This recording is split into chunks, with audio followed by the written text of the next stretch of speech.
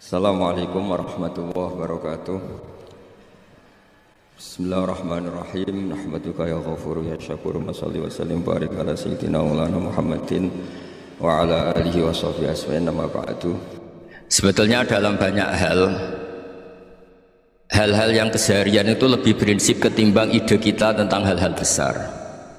Saya beri contoh, Allah itu Tuhan yang maha kuasa, yang menguasai alam raya ini. Kadang-kadang menjelaskan dirinya itu hanya alladzi at'amahum min ju'. Saya ini Tuhan yang memberi makan kamu saat Anda lapar, saat kalian lapar. Jadi untuk beriman kepada Tuhan yang Maha Esa, kepada Allah, kamu yakin yang memberi makan kamu itu Tuhan.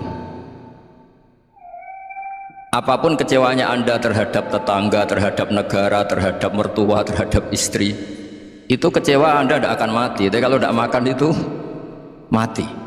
Sehingga Allah mensifati dirinya kadang pakai keseharian, alladzi at'amahum min ju'. Tuhan itu siapa? Yang memberi makan kamu ketika lapar.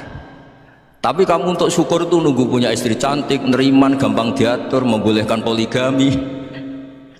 Terus 4 istri itu neriman semua, loyal semua. Itu sombong betul. Mau syukur saja kok repotnya seperti itu. Jadi mau syukur ya ada makanan dimakan. Itu kalau ngantuk ya tidur. Ayatnya wa min ayatihi manamukum billaili wan nahar. Maksud ayat Allah itu tidur. Nah, keangkuhan-keangkuhan ini yang menjadikan kita itu jadi repot hidup. Wong untuk syukur kok nunggu tadi. Mertua baik, tetangga baik, istri baik. Apa saja di sekelilingnya harus baik. Nah, keinginan berlebihan ini menjadikan kita lupa ada hal-hal yang paling kita butuhkan, yaitu oksigen. Kita boleh nempat di buminya Allah. Alladzi ja'ala lakumul arda firasya. Bumi kamu tempati enak. Coba kalau gempa, apa artinya istri 4 cantik semua kalau pas digoyang apa? Gempa. Apa artinya kamu jabat? Entah apa aja jabatannya. Kalau bumi likuifaksi, habis kamu. Kiai meskipun dai kondang umpatnya jutaan, kalau likuifaksi di panggung hancur. Tapi nikmat-nikmat yang disebut Allah, kita kaji keseharian. Alladzi ja'ala lakumul arda mahda. Allah itu yang menjadikan bumi dalulan, yang mudah diinjak. Famshu fi manakbiha, silahkan pak jalan-jalan. Jadi saya termasuk benar-benar kiai Jawa. Kalau kerennya kiai Nusantara atau kiai Indonesia lah. Diajari bapak saya Kiai Haji Nur Salim, diajari Mbah Maimun. Itu Islam keseharian. Karena ketika Anda memilih hal-hal yang serius, itu tujuan utamanya nyari ridhonya Allah, dan ridhonya Allah bisa kamu dapatkan sesuatu yang pasti benar. Misalnya dalam sebuah hadis Sahih Muslim disebutkan, innallaha la yardha 'anil 'abdi idza akala al-akla fayahmadahu 'alaiha aw yashraba syarba fayahmadahu 'alaiha. Itu redaksinya inna itu sesungguhnya, la yardha juga pakai lam taukid, juga maknanya sesungguhnya. Sungguh-sungguh Allah sangat ridho ketika seorang hamba itu makan ketika sesuap nasi dia muji Allah, ketika minum seteguk nasi dia muji Allah. Itu kalau orang diridhoni Allah itu wali betul. Itu untuk jadi wali itu gampang. Kamu makan ridho, kamu nginjak buminya Allah ridho, seneng, kamu hidup keseharian aman, seneng. Nah, ini supaya sampean kita semua ngaji betapa panduan Rasulullah untuk menggapai ridho Allah itu banyak yang keseharian sekali. Saking kesehariannya banyak dalam hadis dan itu sahih. Nabi menyebut hal-hal yang keseharian. Hatta ma tas'alu fi imra'atika, kamu punya uang kemudian istri kamu bisa makan, itu ibadah. Bahkan sebagian ibadah itu dicontohkan Nabi yang akhirnya diprotes sahabat, yaitu wa fi buti ahadikum sedekah, kamu menggauli istri kamu itu ya sedekah. Sampai sahabat bilang, yang benar ya Rasulullah, ayati ahaduna syahwatahu wa huwa lahu ajrun. Masa urusan biologis, urusan syahwat kemudian dia dapat pahala? Nabi menjawab, alaysa lawadu'aha fi haramin akana alaihi wisrun. Bagaimana kalau dia meletakkan ke yang tidak benar, itu kan dosa.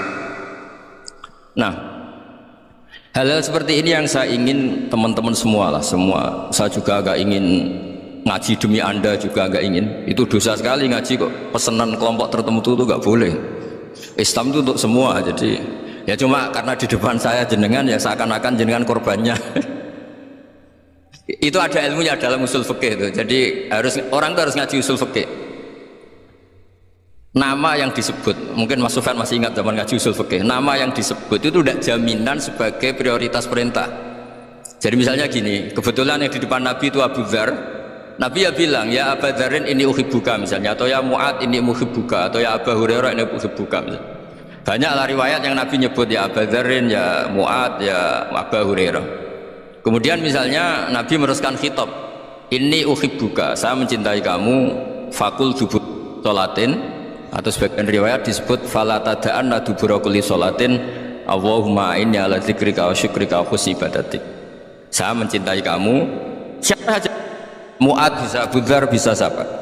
Saya mencintai kamu, mohon kalau habis sholat kamu jangan lupa wiridan Allahumma inni ala dzikrika wa syukrika wa husni ibadatik. Ya Allah, tolong kami permudah supaya mudah ingat engkau.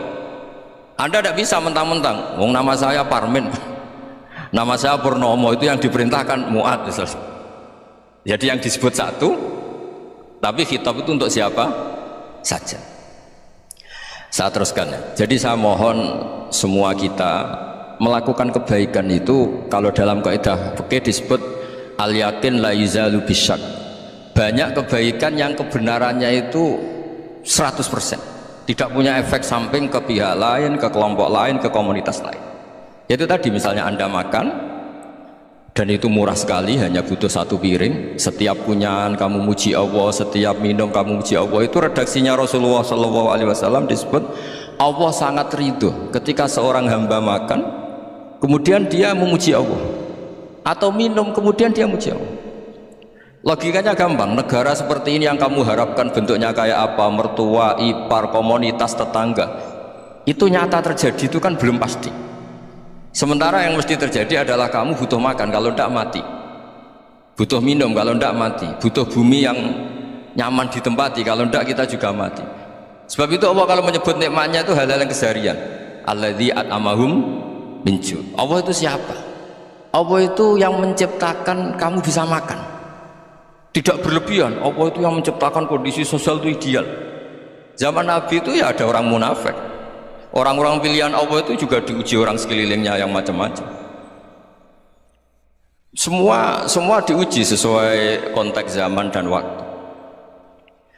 Nah, tapi ada ibadah-ibadah yang selalu disarankan Nabi. Sampai Nabi itu pernah ditanya, ayul islami khairun ya Rasulullah, Islam terbaik itu gimana? Jawaban Nabi itu unik, it'amut ta'am, Islam terbaik itu ya makan-makan, jangan santai-santai. Ketika Allah menyebut beberapa kebaikan, falak tahamal aqobah wa ma adrokan apa? Mal aqobah. Terusannya apa? Fakku raqobah. Terusannya apa? Au it'amun fi yaumin di masubah. Ya, atau acara makan-makan itu juga Islam. Kenapa? Ya bayangkan kalau tidak ada makanan kita mati kan. Kondisi sosial tidak ideal itu Anda masih gak apa-apa, tapi kalau Anda tidak makan, Anda tidak minum, kamu punya istri cerewet masih bisa hidup, punya mertua cerewet masih bisa hidup, tapi kalau tidak makan bisa mati. Berarti penting mana istri sama makan? Penting mana? Makan. Semoga istri Anda dengar, nanti kamu disuruh makan tapi pulang deh. Itu kalau dibahasakan makan masih memahami. Penting mana nasi satu piring dengan istri? Nggak ada nasi mati, nggak ada istri belum mati. Penting mana? Gak berani jawab kan? Nah, ternyata Anda ada garang kan di depan istri. Jadi saya mohonlah, mungkin Mas Sufyan Sauri tadi yang bisa bantulah teman-teman tuh ngaji yang keseharian saja. Karena kita nyari ridho Allah itu berdasar firman Allah, dan firman Allah itu menyebut keseharian tuh riang gampang. Yaitu tadi misalnya wa min ayatihi manamukum bil laili wan nahar. Termasuk ayat-ayat Allah itu kamu tidur. Maka dulu itu ada guyonan, ada tokoh Mu'tazilah, kelompok dalam Islam yang berpikir manusia itu bisa menentukan ikhtiarnya sendiri. Karena saya bisa duduk, ingin duduk, ingin berdiri, berdiri. Karena kelompok ini nggak terima kalau semua kehendak Allah, nanti bagaimana kalau semua kehendak Allah kok ada hisab ya, ada sanksi. Lucunya itu dia akhirnya ini cerita ya, mencintai seorang perempuan cantik sekali, dan itu dia menjadi ahli sunnah itu oleh hal-hal yang sepele. Karena istrinya cantik, ya namanya suami istri itu hubungan intim. Terus ditanya, Mas masih ingin lagi? Masih. Silahkan diulang lagi. Wah ya tidak bisa. Katanya manusia bisa menentukan yang diinginkan. Itu tobat itu. Itu nggak bisa ditobatkan Mas Sufyan Ats-Tsauri. Orang cantik yang mudah nobatkan orang itu orang cantik. Segampang itu. Akhirnya kita tahu, makanya kalau dalam kitab Hikam itu disebut al-aqil mayakul madza yaf'alu wa hubi wal ghafil mayakul madza af'al. Orang yang punya akal karena sadar ini wilayah Allah, semua milik Tuhan, itu dia tiap hari berpikir besok Allah akan melakukan apa terhadap dunia ini. Kamu merencanakan suatu mau plesir ternyata gempa, mau wisata ke Rusia ternyata perang. Kamu tidak pernah tahu apa yang akan terjadi besok. Wa ma tadri nafsum madza taksibu ghadan. Tapi anda semua kita ini sering punya jadwal permanen. Makanya saya kalau diundang siapa saja isane takdir. Yang jelas Gus ini acara penting. Ya masih acara penting nak pangeran nang ngersakno piye kok ape dadi pangeran kamu kok mau jadi Tuhan. Itu kadang ya kiai. Penting Gus acara ini jenengan harus memastikan bisa. Loh kamu itu yang ngajarin tauhid sesuatu itu biadillah kok bilang-bilang apa pasti. Kalau maksa terus tak tobatkan loh kamu kata saya itu. Ya kalau gitu Gus bilang insya Allah. Wah itu hati saya, fisik saya, roh saya sudah bilang insya Allah. Tidak usah kamu latih kata saya. Nah hal-hal tauhid keseharian itu gampang sebetulnya. Wal ghafil yaqulu madza af'al. Tapi orang yang lupa Allah dia setiap hari bilang besok apa? Kita bisa melakukan apa? Seakan-akan dia itu aktor, dia penting, dia subjek permanen, dia. Padahal kita ini hanya objek kehendak Allah Subhanahu wa taala. Karena kita yakin sesuatu yang terjadi di alam raya ini kita tidak bisa apa-apa. Makanya saya sering ngaji, sering bilang ketika anda mensifati Allah dia yang menghidupkan, sudah itu tanamkan sehingga ketika kita mati santai saja. Kenapa santai? Allah punya cara menghidupkan kita. Zaman kita hidup juga gak tahu caranya ngelola jantung, ngelola paru-paru. Kamu juga gak tahu ngelola oksigen yang tidak beracun, tidak ngandung polusi. Tahu-tahu hidup. Gak ingin tua ya tahu-tahu tua, gak ingin mati tahu-tahu mati. Selama ini kita hidup juga gak tahu apa-apa, hanya gaya tok, punya jadwal, punya planning. Kalau kamu bisa menentukan pilihan anda, pasti anda istrinya cantik, 4 neriman semua, kona'ah semua. Nyatanya enggak kan? Sudah 1 jelek, cerewet. Wah itu kan, nyatanya enggak bisa apa-apa anda kan? Dan kamu bawa mati lagi. Itu kan. Istri anda juga gitu, punya keinginan punya suami yang ganteng, yang jabat, yang neriman, yang gak poligami. Ya tidak kesampaian juga. Kalau kita ngitung tingkat kegagalan kita itu gagal terus. Ya kan? Nah, terus ingat Allah. Madza yaf'alu wa hubi. Orang yang punya akal selalu berpikir Allah itu menghendaki apa terhadap saya. Lalu sama-sama orang gitu. Melihat orang yang serius itu kata anda itu pemikir berat, serius, senang punya tokoh yang merengut karena kamu anggap serius. Tapi sebagian orang anggap orang yang serius itu wong merengut, wong masam, wong muka kok ditekuk. Jadi sama itu hati ya muqallibal qulub tsabbit qalbi ala dinik, karena kita nggak tahu cara berpikir kita tentang orang lain, tentang sekeliling kita. Misalnya kita orang baik yang jenis ngrumat fakir miskin, ada orang bangun masjid mewah itu janggal. Apa artinya masjid mewah kalau banyak orang kelaparan? Tapi kalau yang jenis pendidikan, apa artinya masjid mewah kalau tidak bisa ngaji? Nanti yang jenis infrastruktur, apa artinya ini kalau semuanya punya sudut pandang yang berbeda-beda. Dan Islam mengapresiasi semua kebaikan. Tapi katakan semua kebaikan itu adalah kehendak Allah Subhanahu wa taala. Karena apapun baik anda itu pakai fasilitas yang diberikan oleh Allah Subhanahu wa taala. Sehingga ini yang disebut qulillah tsumma dzarhum fi khawdihim yal'abun. Ya kembali tadi ke tema-tema bahwa keseharian anda ini sudah islami. Saat anda tidak bisa melakukan apa saja, saya sering ada jenazah, biasanya kalau tetangga meninggal saya sering disuruh ngelepas. Saya bilang orang ini baik karena sering ngelamun di rumah, sering nganggur di rumah. Ditanya sama anaknya, kenapa Gus nganggur baik? Ya kalau dia nganggur artinya juga gak berbuat sesuatu yang maksiat kan? Ya kan, orang nganggur di rumahnya ya tidak bunuh orang, tidak maling, tidak korupsi, ya namanya nganggur di rumah. Lah cuma istri cara pandang nganggur gak menghasilkan uang itu, tapi juga gak menghasilkan kriminal kan. Jadi sebenarnya Islam itu cara, makanya kalau sampai ngaji usul fikih itu ada kitab usul fikih namanya Lubul Usul, itu terkenal sekali di pesantren itu kalau ngapresiasi keseharian itu luar biasa. Izma min mubahin illa wa yatahaqqaqu bihi tarku haramimma, karena keseharian yang mubah saat Anda lakukan itu ada kehebatan yang luar biasa, yaitu meninggalkan haram. Makanya dulu banyak orang-orang alim ketemu temannya itu guyon sampai semalaman. Itu biasanya yang semangat Islam itu, kiai kok udah tahajud, kiai kok udah witir. Orang yang sedang mapan uangnya banyak, malam itu udah kelayaban itu sudah luar biasa. Melawan nafsu supaya tidak maksiat itu sudah luar biasa. Supaya lupa guyon sama temannya semalaman sampai subuh, gejlok-gejlokan ngenang zaman miskin, zaman kuliah nggak jelas, zaman apa. Melihatnya jangan tarkut tahajud seperti ini, meninggalkan tahajud, tapi meninggalnya ini talkul muharramat. Jadi kayak apa hebatnya? Sehingga Imam Ghazali punya riwayat yang agak unik. Hatta takuna ibadatu akhiri hadil ummah iku an-naum. Sehingga suatu saat ibadah terbaik umat ini itu tidur. Itu kan riwayat kontroversi. Ketika Imam Ghazali ditanya, kenapa iya? Kenapa kamu mulai keluar dari rumah itu sudah banyak maksiat, melihat perempuan yang enggak mahram, melihat fenomena.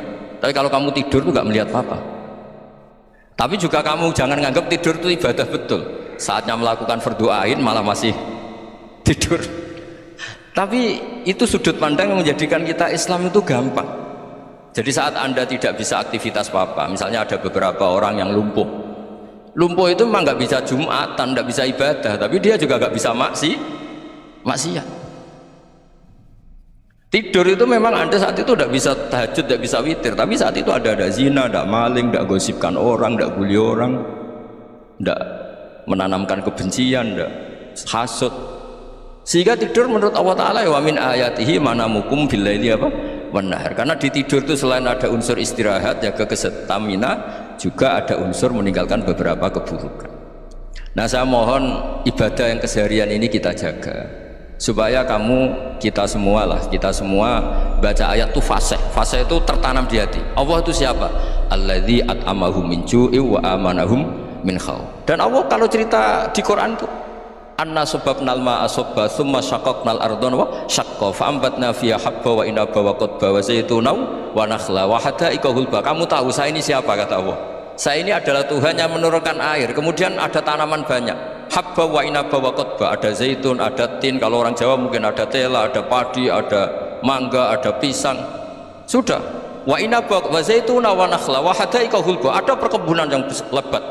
Tujuannya apa? Mata Allahkum, silahkan kamu pakai, kamu nikmati.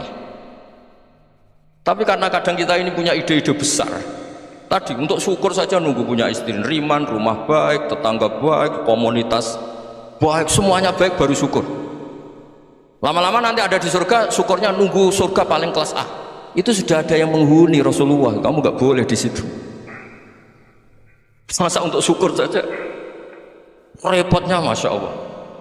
Jadi mohonlah Quran yang kalau Anda hafalkan juz sama itu kan ada ayat-ayat yang kayak tadi. Ya, fal yang dzuril insanu ila ta'ami. Coba lihat apa yang kamu makan ya, dari mana? Dan untuk mempertahankan hidup kamu keseharian. Jadi jangan kira ibadah itu harus membentuk komunitas yang versi Anda. Ibadah itu harus yang hal yang mulu-mulu. Kesehariannya Anda alami.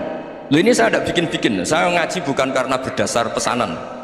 Itu ayat yang saya baca kan betul ada ayatnya kan, fal yang dzuril insanu ila ta'ami anna sababnal ma'a sabba thumma syaqaqnal ardha syaqqa fa ambasna fiha habba wa inaba wa qadba wa zaituna wa nakhla wa hada'iqa ghulba. Terusannya apa? Mata'al lakum, silahkan kamu nikmati. Mata itu silahkan kamu nikmati. Ya kayak sampean dikasih hidangan ya makan. Ya sudah makan, habis makan ya minum, habis itu ngantuk ya tidur. Ya sudah, normal-normal saja. Kayak apa indahnya Islam. Tapi Anda mencari Islam yang gimana lagi? Nah, itu yang diajarkan guru-guru kita, diajarkan sanad kita sampai Wali Songo, sampai Rasulullah SAW. Bahwa pada akhirnya ada jihad, ada perang. Itu dulu memang perang, bukan membunuh, beda. Dulu kita dijajah Belanda ya perang, dan itu normal karena kita dijajah.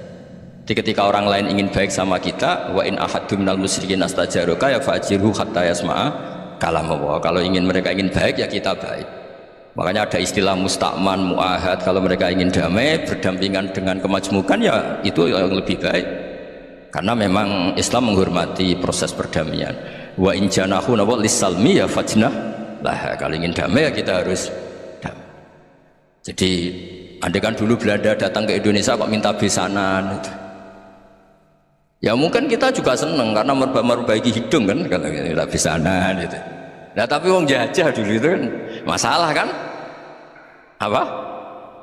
Masalah kan? Jadi saya mohon ya, jadi apa ya? Makanya saya tadi minta sama Bapak Kadensus kemarin juga pernah main ke saya.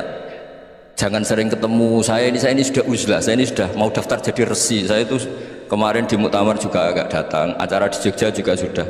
Karena memang keluarga saya dulu itu bahasa saya, bapaknya bapak saya itu gak keluar rumah itu puluhan tahun, memang punya adat uzlah.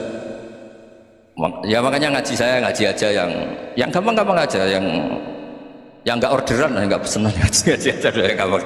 Saya ikhlas, yakin betul saya ikhlas. Ikhlas itu menurut saya itu roh. Orang tidak ikhlas itu menurut saya itu orang aneh. Ikhlas itu gampang, sudah saya bilang. Kalau kamu yakin ilmu itu milik Allah, ngasihkan juga ikhlas itu milik Allah. Apa sih yang kamu punyai sehingga kamu tidak ikhlas? Uang milik Allah, energi kita milik Allah, bumi milik Allah. Kemudian kamu merasa memiliki. Merasa memiliki itu kalau dalam ilmu tasawuf sudah kesalahan kan? Bagaimana Anda punya? Coba tahu-tahu tanah itu kok milik Anda? Karena saya beli, saya beli dari orang, dari Zaid. Padahal yang asli punya itu Allah. Apa benar kamu pernah beli sama Allah? Zaid ini pemilik nisbi, pemilik yang enggak sebenarnya kan? Ya enggak? Yang benar-benar pemilik itu Allah. Kok kamu ngerasa itu bumi kamu itu atas nama apa? Milik kan harus beli atau dikasih. Enggak semua kan?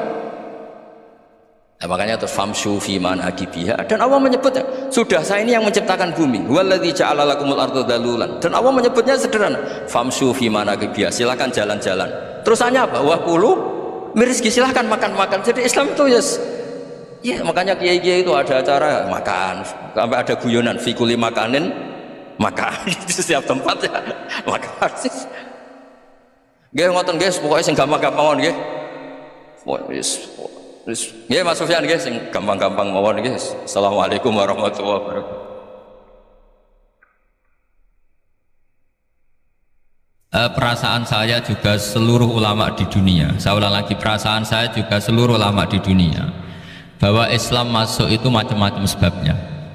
Dulu kita tahu, kita sebagai warga Indonesia, Islam masuk itu ya dibawa orang yang agak kedunian, ya kayak jenengan lah kira-kira gitu. Ya kayak mbak-mbak ini, ya agak-agak mata duitan gitu. Karena kita tahu rata-rata ahli sejarah mengatakan Islam di Indonesia dibawa kiai apa pedagang. Pedagang tuh nyari uang apa nyari dakwah kira. Ya semoga Anda mirip-mirip seperti itu. Ya jadi nyari uang karena ada nurani Islam sehingga tetap saja membawa Islam. Saya tidak tahu Islam Anda ala apa, tidak tahu, pokoknya mau ngaji ya berarti Islam ala ahli sunnah apa? Wal jamaah. Jadi ini penting saya utarakan bahwa Islam itu agama yang mudah difahami, sehingga dibawa pedagang saja ya kasil gitu. Dibawa orang yang kedonyan kayak jenengan juga kasil gitu. Dibawa orang baik ya kasil, dibawa orang broken juga kasil. Ini penting saya utarakan karena saya ngaji di mana-mana bilang ciri utama kebenaran absolut adalah kebenaran yang bahkan orang nggak benar saja bisa bawa. Tapi bukan berarti saya dukung Anda tidak benar, kan sudah tidak benar dulu sebelum kenal saya. Tapi nggak apa-apa, nggak benarnya umat Islam insya Allah dimaafkan sama Allah Subhanahu wa Ta'ala. Ya asal tobat maksudnya. Nggak, ini saya beri satu konstruksi pikiran yang saya sering utarakan di ngaji saya. Sampai sekarang saya coba, saya tes ini kan di kampus ya, di apa bacanya ini Kim University yang global leader apa in the world ini. Ini keren lah, jadi acara ilmiah kita ditakdir di gedung apa? Kampus, gedung universitas di begini.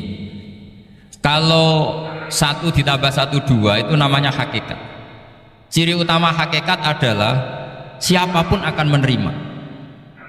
Saya sekarang tanya sama Anda, kira-kira 1 tambah 1 2 itu musuh Anda pun mengatakan 2 apa tidak?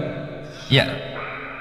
Pekerja Korea ya bilang 2, rektor Al-Azhar juga bilang 2. Kamu yang sekarang sedang mungkin sebagian broken sama istri juga bilang 2. Istri kamu yang mangkal sama kamu juga bilang 2. Yang cemburu ya bilang dua, yang dicemburuin juga bilang dua. Karena begitu mudah kebenaran absolut diterima oleh siapa saja. Begitu juga eksistensi Allah sebagai Tuhan, itu mudah diterima oleh siapa saja, sehingga pembawanya tidak perlu seorang kiai atau gus atau mubalek atau ketua muin, tidak cukup karyawan pekerja Korea. Karena kebenaran absolut itu kebenaran yang mutlak, siapa saja yang waras pasti ngakui. Kira-kira orang yang berpikir sehat pasti berpikir begini, ini yang diajarkan Quran, bumi ini kadung wujud, sudah wujud, kadung wujud, punya eksistensi. Mungkin nggak sesuatu yang wujud kemudian disebabkan oleh sesuatu yang nihilisme, yang tidak ada, mungkin enggak? Enggak mungkin. Yang namanya penyebab itu harus sesuatu yang wujud. Di mana-mana penyebab itu harus punya eksistensi. Karena langit dan bumi ini kadung wujud, pasti penyebabnya adalah wujud. Karena wujud penyebab harus bersifat super. Lah bersifat super ini oleh ulama dikatakan wajibil wujud. Itu akal siapa saja akan terima.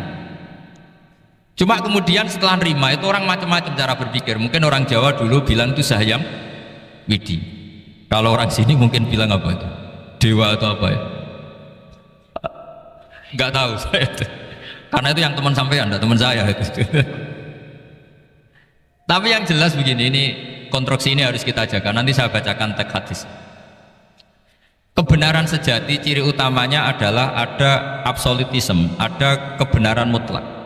Ciri utama kebenaran mutlak adalah diakui bahkan oleh siapa saja, termasuk oleh orang fasik. Orang fasik itu orang nggak benar. Misalnya ada imam masjid besar Istiqlal, ditanya 1 tambah 1 bilang apa? 2. Nanti kira-kira yang lonte juga bilang apa? 2. KPK juga bilang, koruptornya yang ditangkap 2. Nah, eksistensi Allah sebagai Tuhan ini kebenaran yang absolut. Maka agama ini juga boleh diterima oleh siapa saja, termasuk oleh orang fasik, orang nggak jelas. Ini penting saya utarakan karena sekarang marak kelompok yang mengatakan orang Islam kalau zina menjadi tidak muslim, orang Islam kalau korupsi menjadi tidak muslim, salah sedikit tahlilan jadi kafir, percaya wasilah jadi itu tidak benar seperti itu. Karena kebenaran eksistensi itu kebenaran yang nggak bisa diganggu gugat. Seperti Anda ini kan warga Indonesia, KPK ya warga Indonesia, koruptornya juga warga. Apa setelah dia korupsi lalu tidak warga Indonesia? Tetap warga. Orang yang meyakini kalimat tauhid setelah dia salah apa terus tidak tauhid? Kan tetap ya. Maka dia tetap Ini penting saya utarakan. Kalau seorang warga Indonesia yang koruptor, yang macam-macam saja tetap warga Indonesia, padahal banyak kesalahan. Karena status warga Indonesia adalah status yang permanen. Begitu juga status Muslim adalah permanen bagi siapa saja yang melafadzkan La ilaha illallah Muhammadur Rasulullah. Kita tidak bisa mengkafir-kafir mereka. Itu juga yang sering dipesankan dan jadi ciri khas ulama ahli sunnah wal jamaah, tidak mengkafirkan orang Islam meskipun melakukan dosa besar. Soal dia salah nanti masuk neraka ya silakan saja, saya ada ikut, paham ya, sampai bisa mencoba, tapi tetap saja dia muslim. Analoginya gampang sekali tadi. Orang Indonesia yang salah itu tidak akan merubah statusnya sebagai warga Indonesia, karena ya memang dia berstatus warga Indonesia. Orang Islam yang sudah melafadzkan syahadat maka menjadi muslim. Saya di mana-mana berkampanye, berfatwa, orang kafir yang 70 tahun kafir sekali melafadzkan kalimat tauhid itu menjadi muslim apa tetap kafir? Muslim. Masa kita yang Islam terus, yang kalimat tahlil la ilaha illallah kemudian menjadi kafir karena kalimat itu? Itu faham aneh apa aneh? Wong yang kafir saja menjadi muslim karena kalimat tauhid, yang Islam menjadi kafir juga karena kalimat. Ini ngajak apa-apaan ya? Ya ngajak goblok-goblokan kira-kira kan gitu. Ini penting saya utarakan karena ini penting. Nah, setelah kamu yakin tauhid, ciri utama tauhid itu apa? Menstatuskan sesuatu sebagaimana hakikatnya. Misalnya bumi Korea ini statusnya tetap buminya Allah. Maka dari awal saya husnudzon sekali sama Allah Subhanahu wa taala bahwa suatu saat di bumi mana saja itu ada tahlil, Nggak ngira kan ada ateis di sini, bumi ateis, kemudian ada tahlil, ada sakduna, ada macam-macam. Karena kita ketika sholat, makanya saya tadi janji akan memaknai kalimat-kalimat yang sering Anda baca ketika sholat. Di sholat saat ada itidal ngendikan apa? Rabbana lakal hamdu, ayo dibaca, mil'us samawati wa mil'ul ardi wa mil'u ma syi'ta min syai'im ba'du. Sama nani secara tradisi pesantren, Rabbana do pangeran kita laka iku kaduwe panjenengan alhamdulillah segala puji, engkau punya segala puji. Mil'us samawati, yang pujian itu memenuhi langit. Tentu langit itu penuh dengan pujian, semua malaikat bertasbih bertahmid, karena malaikat tidak ada yang kerja di pabrik itu tasbih terus gitu, nggak ada yang nyari uang gitu.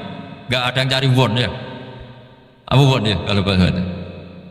Kalau di sini nggak, kiainya aja nyari uang. Terusannya apa? Wamilul ardi, dan pujian itu memenuhi bumi.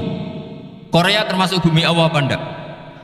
Jadi saya sudah menduga suatu saat Korea itu ya penuh dengan pujian, dan ini betul. Siapa yang ngira kalau di bumi Korea ada yang hafal lagu Sakduna itu lagu kesayangan guru kita semua, Kiai Haji Maimun Zubair. Gak ada yang ngira. Siapa yang ngira kalau di sini ada ngaji seperti ini? Di Rusia juga sama. Uni Soviet itu negara ateis, tapi lama-lama pecah karena glasnost itu dan perestroika itu, kemudian menjadi pecahan-pecahan negara Muslim. Ada Uzbekistan, Tajikistan, Ceknya, semuanya menjadi negara apa? Muslim. Karena dari awal lakal hamdu mil'us samawati wa mil'ul ardi, dan pujian itu pasti memenuhi langit juga memenuhi bumi. Kalau Anda baca itu di Indonesia mungkin wajar, di Indonesia banyak acara-acara seperti ini. Tapi kalau di Korea ternyata benar, dan anda ini kalian semua termasuk pembuktian benarnya wa mil'ul ardi. Keren kan teman? Oh keren sekali, bukan sekedar keren sekali. Makanya saya jarang diundang pengajian mau, tapi diundang di Korea mau. Tapi saya ada niat datang undangan, memang saya ingin datang. Jadi ya karena itu ini bentuk penghormatan saya, bahwa pada akhirnya benar-benar lakal hamdu mil'us samawati wa mil'ul ardi. Jadi Anda tidak perlu pesimis, dulu Indonesia juga seperti itu, banyak Buddha, Hindu, semacam ateisme, kemudian berkatnya para ulama sekarang jadi negara yang mayoritas Muslim. Korea barokahnya orang-orang kedonyan seperti ini banyak Islam itu. Gak apa-apa, karena sebagian agama Islam, sebagian sejarah ditulis di bawah pedagang-pedagang Gujarat. Kira-kira orang Gujarat ke Indonesia dulu yang namanya pedagang cari apa? Uang. Tapi namanya orang Islam, hatinya tetap adanya tauhid, nyari uang ya tetap sambil dakwah.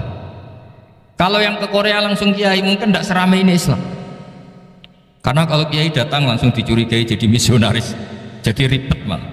Tapi kalau sampean nggak ada yang curiga, namanya pekerja saja nyari uang, dan itu memang fakta. Cuma kadang ya sadar terus ya bagus lah seperti itu. Nggak apa-apa, maksud saya ini saya memberi support, memberi tasjih bahwa Allah itu luar biasa. Jadi kalau ingin menyebarkan agamanya macam-macam. Kadang kiai tidak bisa mengislamkan orang, itu anak-anak mahasiswa pacaran itu banyak yang pacarnya itu masuk Islam. Tapi sampean jangan bilang pacaran halal, ya tidak pernah halal.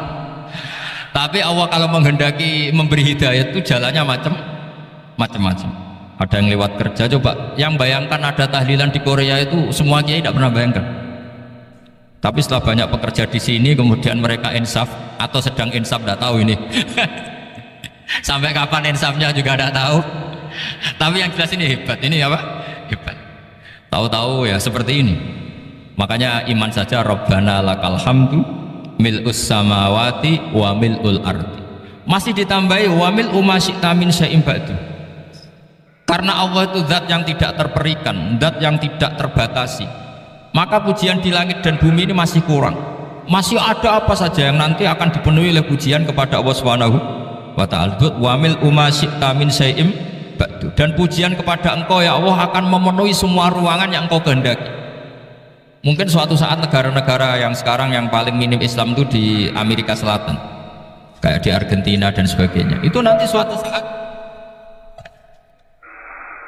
suatu saat juga penuh dengan pujian, karena tetap Rabbana lakal hamdu mil'us samawati wa mil'ul ardi wa mil'u ma syi'ta min syai'in ba'd.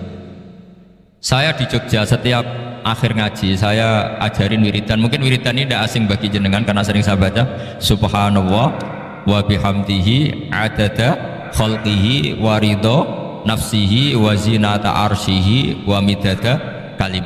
Bahwa kita memuji Allah itu adada khalqi, sesuai jumlah makhluk Allah. Semua makhluk Allah meskipun kelihatannya mengecewakan, ini semuanya memuji sama Allah Subhanahu wa taala. Meskipun kadang kita kecewa, kadang kita tidak cocok. Coba barokahnya Anda ini agak-agak kecewa gitu dengan Indonesia karena nggak menyediakan lapangan kerja untuk Anda. Tapi ya nggak kecewa-kecewa amat ya, agak-agak saja. Karena Anda tetap semua mencintai Indonesia. Gara-gara agak-agak kecewa cari negara lain. Akhirnya di Korea, ada yang di Jerman, ada di Inggris. Tapi bawaan pernah ngaji di musola, Islam ini ke bawah. Sehingga karena Islam ini ke bawah, tahu-tahu ada komunitas yang memikirkan Islam. Umumnya orang mikir Islam itu ya bikin masjid. Kalau di Korea unik, nyewa apa? Nyewa gedung untuk masjid. Itu kalau diceritakan di Indonesia aneh. Ini masjid sewaan, masjid. Tapi kalau di sini lazim, karena kalau beli mahal ya cukup sewa. Saya tidak tahu kalau dalam terminologi agama tempat Anda sujud ini nanti jadi saksi di akhirat. Itu yang permanen apa yang sewaan tidak tahu. Jadi nanti bumi ini tanya, ya saya ya Allah pernah dipakai sujud, tapi setelah 1 tahun nggak kuat menambah lagi. Makanya saya dukung tadi yang ada gerakan masjid apa. Sebenarnya permanen nggak permanen ya tetap bagus, ada usah memaksakan. yang jelas saya sudah ikut nyumbang melelang tadi, dan saya berharap uang itu benar-benar untuk masjid. Kalau untuk tamirnya juga nggak apa-apa, yang penting untuk menghidupi masjid. Saya juga termasuk kiai yang nggak suka kalau hukum itu terlalu fanatik. Misalnya uang ini untuk masjid, kemudian imamnya diterlantarkan karena alasannya ini untuk masjid. Imam kan tidak masjid. Nah ini kalau imamnya nggak diservis kemudian mutung terus pulang ke Indonesia, ini jadi masalah. Tapi saya juga nggak suka kalau ada negara gitu. Betul-betul saya tidak suka. Yang imamnya itu terlalu diservis. Ini buruk sekali kan.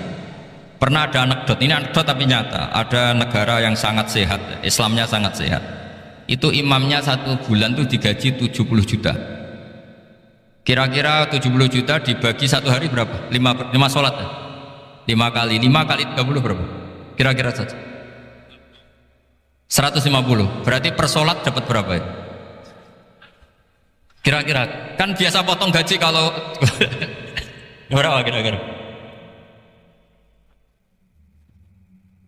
Singkat cerita, si kiai dari luar negeri tadi cerita apa Indonesia, kiainya miskin-miskin, datang ke masjid kan kadang pakai ontel, adzan sendiri, qomat sendiri, sholat sendiri kadang.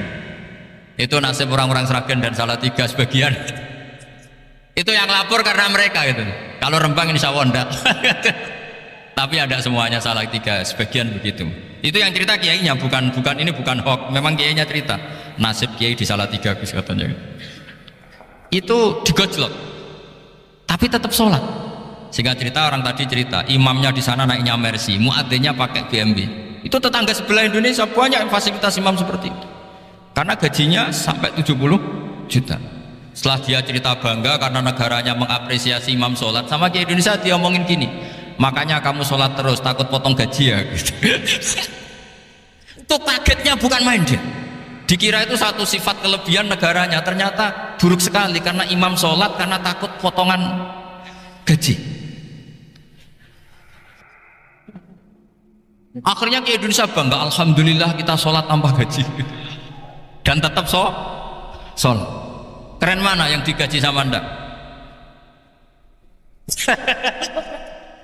Ini yang di atas ini banyak calon imam. Tidak keren mana imam yang digaji sama Anda? Keren yang enggak.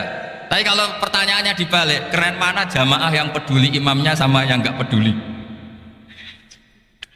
Jadi jawabannya harus tetap seperti itu. Imamnya keren yang ikhlas, tapi jamaahnya keren yang peduli imamnya.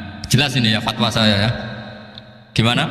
Imamnya baik yang ikhlas, tapi jamaahnya baik yang peduli nasibnya. Tapi sekali imam dari awal gak ikhlas itu harus di PHK.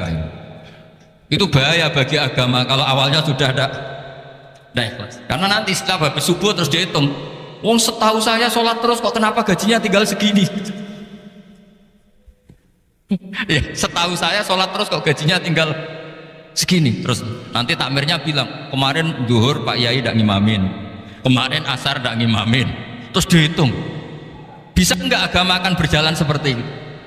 Enggak. Ya makanya pertanyaannya tadi, suka atau punya imam ikhlas? Suka, tapi imamnya juga suka kalau jamaahnya peduli. Ini penting, jadi saya mensupport Anda, mensupport kalian semua bahwa agama ini akan diurus oleh Allah Subhanahu wa taala. Makanya Sayyidina Umar radhiyallahu anhu kalau disuruh mikir agama itu tidak mau. Tidak mau betul. Ketika Umar jadi khalifah itu puncak keemasan masa Islam. Semuanya stabil, semuanya hebat. Sampai Irak, Iran zaman itu Persia masih, semuanya Mesir, itu semuanya ikut Islam. Ketika Islam pada puncaknya, yang dikhawatirkan oleh masyarakat adalah begini, lalu setelah Umar itu bagaimana? Islam setelah dipimpin orang yang tangguh, yang kuat, yang waroi, yang zuhud, lalu setelah Umar itu gimana? Tapi Umar disuruh mikir gak mau. Sampai setiap Abdullah bin Umar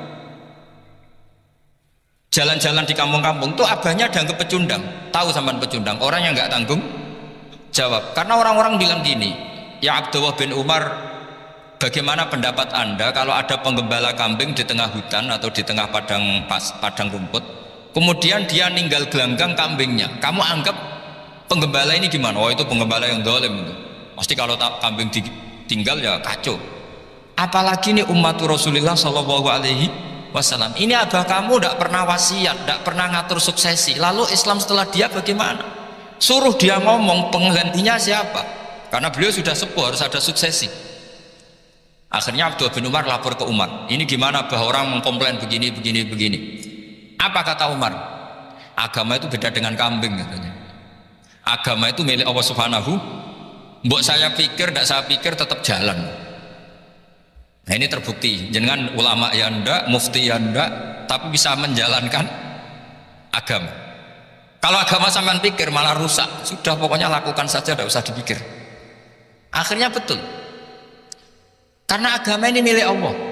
Soal kita serius memikirkannya itu karena khidmah, karena kita ingin berbakti pada agama. Tapi Anda tidak boleh berpikir kalau agama ini butuh pemikiran Anda. Beda loh ya. Kita khidmah agama serius karena kita ingin mengkhidmai agama. Tapi agama ini tidak pernah butuh kita, karena agama ini akan diurus oleh Allah Subhanahu.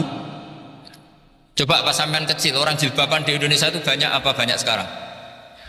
Banyak sekarang. Kiainya mutu orang dulu apa mutu orang sekarang? Tapi perkembangan Islam itu ramai sekarang apa ramai dulu? Ramai sekarang. Islam menyebar di seluruh dunia itu zaman Wali Songo, zaman sampean keren mana? Keren sekarang. Kualitas solehnya sampean sama Wali Songo? Wali Songo. Ini betul. Karena agama ini diurus oleh Allah Subhanahu wa taala. Maka kata Sayyidina Umar, agama ini innallaha ta'ala yahfadzu dinah. Innallaha ta'ala la yudhi'u khilafatahu wala dinah. Allah itu tidak akan menyia-nyiakan agamanya. Ini terbukti. Agama ini pernah dipimpin orang terbaik di dunia, yaitu Rasulullah Shallallahu Alaihi Wasallam. Ketika beliau intaqala ila rafiqil ala, ketika beliau pindah ke alam sana, diteruskan oleh sahabat yang tentu jauh di bawah Rasulullah, diteruskan tabiin, diteruskan para wali songo, diteruskan yang sampean yang jauh di bawah wali songo, sejauh-jauhnya. Tapi agama jalan sampai Korea. Agama jalan sampai apa? Dulu wali songo itu hanya sampai Mojokerto, sampai Tulungagung. Di bawah sampean Klayaban sampai mana ini? Korea. Coba kalau Allah tidak ngurus, nggak bisa. Yang gerakkan hatinya sampean peduli sama masjid siapa? Allah Subhanahu wa taala. Yang menggerakkan hati sampean peduli sama agama siapa? Tapi yang menggerakkan sampean ke Korea apa? Uang kan?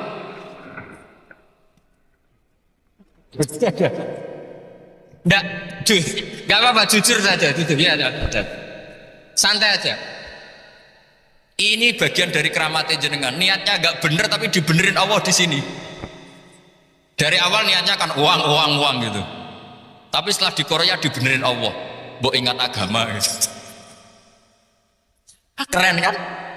Makanya yang syukur sama Allah Subhanahu wa ta'ala. Yang bisa hanya Allah ta'ala. Makanya dalam dunia kiai selalu baca apa? Alhamdulillah alladzi hadana lihada wa ma kunna linahtadiya laula an hadana Allah. Alhamdulillah kita diberi hidayat seperti ini. Kalau tidak Allah tidak bisa. Sudah mata duitan, kadang istri ngomel, mertua tidak percaya. Sudah setengah-setengah broken gini di saya tahu sampai ke Korea itu karena broken pas saking sayangnya keluarga. Potensinya hanya dua, dibela-belain kerja demi keluarga atau agak broken maka kesini. Tapi apapun potensi itu tetap baik, itu takdir sudah, itu takdir tidak usah dibicarakan. Semua itu apa? Karena orang kalau sedang rukun ya tidak mau tukaran, kalau sedang tukaran ya tidak mau rukun. Itu sudah semuanya takdir.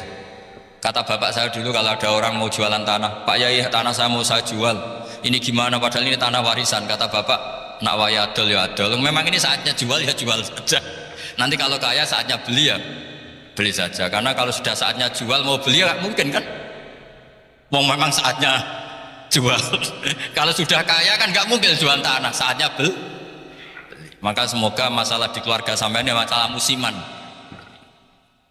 Maksudnya yang tukarannya ini musiman, yang rukunnya permanen. Jangan tukarannya permanen, rukunnya musiman. Setelah melihat yang lebih cantik, katut babon, nggak tahu saya kadang. Nah ini semoga katut masjid ini bagian dari kafaroh sampean itu. Jadi kafaroh kesalahan-kesalahan di sampean.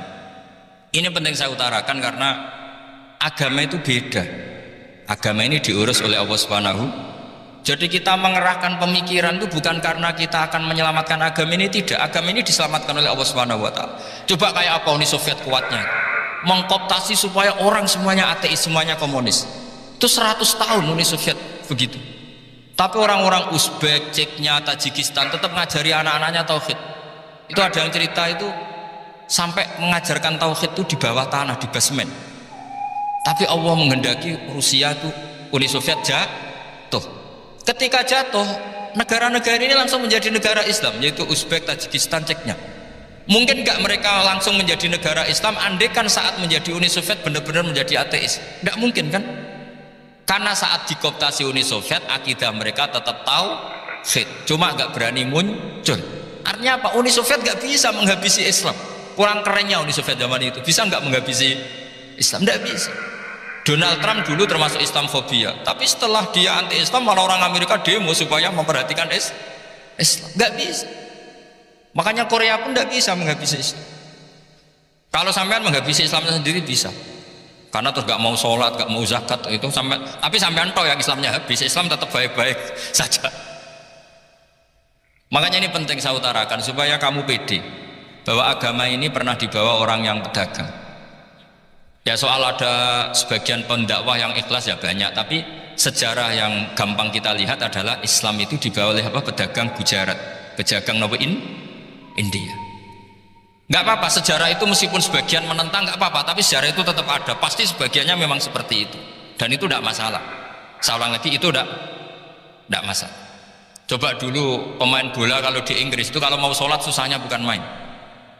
Apalagi kalau mau puasa. Kalau di sini kerja puasa katanya mati lu kalau apa? Puasa. Kalau mau sholat katanya dicari mana ini berhalanya kok. Kata orang-orang ateis kan gitu, dicarikan patungnya. Kali ini sholat kok gak ada patungnya, ini gimana ini? Ya ngalamin gitu. Tapi Allah Maha Kuasa. Banyak investor mana itu Dubai atau Qatar yang tertarik investasi di dunia bola. Kayak Sulaiman Al-Fahim makanya beli Manchester City. Itu sekarang pelatihnya negara orang sholat gak berani, bahkan di tengah stadion dibangunkan masjid. Kalau sampai daftar jadi muadzin bisa. Apa nyanyi Sakduna di sana juga bisa. Dulu Aljazair bencinya bukan main. Apa Perancis sama orang Islam itu bencinya bukan main. Barokahnya Zidane pemain bola dan juara dunia, terus Zidane turunan Aljazair. Akhirnya orang Perancis itu mencintai Islam, itu barokahnya sepak bola. Allah punya sekian cara untuk mengenalkan Islam. Di Prancis dikenalkan lewat pemain sepak bola. Nah di Korea ini yang agak unik, dikenalkan lewat pecinta wow. Saya jamin ini tidak apa-apa, sudah tidak apa-apa, sudah aman. Jamin aman. Pokoknya alhamdulillahilladzi hadana lihada wa ma kunna linahtadiya laula an hadana. Karena agama ini dibawa oleh Allah Subhanahu wa taala, yang menjaga juga Allah Subhanahu wa taala. Sama tidak usah khawatir. Kalau ada kelompok tertentu yang mengkhawatirkan Islam, sekarang Islam bahaya gini-gini, itu kurang rojak, itu kurang optimis itu. Harapannya sama Allah tipis, harus ngaji lagi. Agama ini limangka nayarjuwa wal yaumal akhir. Agama ini bagi yang terus-menerus berpengharapan kepada Allah Subhanahu wa taala. Agama ini limangka nayarjuwa, coba bahasa Arabnya roja yarju rojaan. Maknanya harapan. Jadi agama ini bagi yang selalu berpengharapan, bukan yang pesimis, bukan yang hati kecil, apalagi yang tukang putus asa. Coba agama ini begitu luar biasa, dibawa orang yang macam-macam. Tadi di Perancis dibawa oleh pemain apa? Bola. Ada masjid di Inggris, dia dibawa mahasiswa-mahasiswa itu yang dulu sebagian yang nggak pernah ngaji, setelah di Inggris bikin komunitas pengajian. Di Korea dibawa tadi pecinta apa? Tapi lama-lama cinta Tuhan. Karena ya memang sebenarnya sudah cinta Tuhan. Cuma ya cara cinta ini nunggu punya uang Ya sudah, alhamdulillah seperti ini sudah luar biasa sudah. Insya Allah diterima oleh Allah Subhanahu wa taala. Saya selalu berharap semoga ini tetap satu bukti bahwa Allah itu harus kita sembah di mana-mana. Karena tadi Allah akan selalu Rabbana lakal hamdu mil'us samawati wa mil'ul ardi wa mil'u ma syi'ta min syai'in ba'du. Bahwa pujian kepada Allah akan selalu memenuhi langit dan memenuhi bumi. Bumi Korea termasuk buminya Allah. Makanya pegangan yang saya minta sama pengurus untuk di-share adalah Dawe Rasulullah SAW. Mungkin nanti panitia harus menge-share itu. Ini Musnad Ahmad, riwayat dari Imam Ahmad, Al-Bilad bila dua. Sudah punya? Nanti di-share ya yang gitu. Al-Biladu bila dua, bahwa negara hakikatnya adalah negara Allah. Wal ibad ibadullah, semua hamba hakikatnya adalah hamba. Di hadis itu fahaitsuma asabta khairan fa'akim. Kapan saja kamu menemukan kebaikan di tempat Anda berdomisili, fa'akim, kamu tidak apa-apa di situ. Kamu di sini dapat uang, dapat masjid, dapat sewa masjid, tidak tahu sewa apa permanen, pokoknya itu bagus gitu. Buminya dirayu, bumi meskipun ini nggak permanen, tapi tetap jadi saksi loh ya. Harus ada kompromi ini. Karena kalau dengar orang Indonesia jadi aneh, masjid kok nyewoi. Tapi aneh di Indonesia, tidak aneh di sini, sampean tenang saja. Tentu malaikat pencatat di sini juga sudah tahu kalau sebagian masjid itu sewaan. Jadi ya ada iskal-iskal amat lah, sudah nggak janggal-janggal amat karena kondisional Jadi saya nanti minta panitia supaya menge-share tadi hadis riwayat Imam Ahmad bin Hambal yang diriwayatkan oleh salah satu minal asyrah al-mubasysyirina bil jannah, yaitu Zubair bin Awam. Nabi ngendikan al-biladu biladullah, negara mana saja adalah negara Allah. Wal ibad ibadullah, semua hamba adalah hambanya Allah. Fahaitsuma asabta khairan, di mana saja kamu mendapatkan kebaikan, fa'akim, kamu tidak apa-apa berdomisili di situ. Ya saya mohon ini penting sekali. Pokoknya saya mohon kalimat tauhid ini dijaga. Karena kalimat tauhid ini kata semua ulama kasyajaratin thayyibatin asluha tsabitu wa far'uha fis sama. Dan kalimat tauhid ini pasti tu'ti ukulaha kullahinin bi'izni rabbiha. Kalimat tauhid yang dibawa umat Islam seluruh dunia, meskipun dia orang fasik, orang nggak benar, tetap tu'ti ukulaha kullahinin bi'izni rabbiha. Kalimat ini akan membawa berkah bagi orang yang dihinggapi atau didomisili umat Islam. Coba sebagian nanti orang Korea menjadi muslim itu karena di sini ada komunitas pekerja muslim, kemudian menyisakan atharul Islam, jejak-jejak Islam. Enggak apa-apa, pasti kalimat ini tu'ti ukulaha kullahinim bi'izni rabbiha. Jadi kalimat tauhid adalah kalimat yang kata Allah tu'ti ukulaha kullahinim bi'izni rabbiha. Anda tidak usah khawatir bahwa apa yang Anda lakukan apapun kecilnya akan ditulis oleh Allah Subhanahu wa taala. Kata Allah wa naktubu ma qaddamu wa atharahum. Gimana di surat Yasin itu? Inna nahnu nuhyil mauta wa naktubu ma qaddamu wa atharahum. Saya bisa menghidupkan orang mati dan semua amal kalian saya tulis, kata Allah. Wa atharohum, dan jejak-jejak yang pernah kalian lakukan juga ditulis. Urusan ning langit bumi ku macam-macam. Ana wong gedhe dadi wong cilik dadi wong gedhe, kere sugih kere macam-macam. Urusan digawe bolak-balik mbek pangeran niku muk li ta'lamu supaya kamu tahu annallaha ala kulli syai'in qadir. Memang Allah iku zat sing kadang ra anake kiai dadi kiai, anake kiai ra dadi kiai, engko sing anake ora kiai dadi kiai debutan, engko ra sida kiai jatuh. Engko sing ra anake kiai dadi kiai meneh, dibredel meneh, molak-malik dunya. Muk ben li ta'lamu annallaha ala kulli syai'in qadir. Sing profesor doktor dadi anak buah wong trimo insinyur.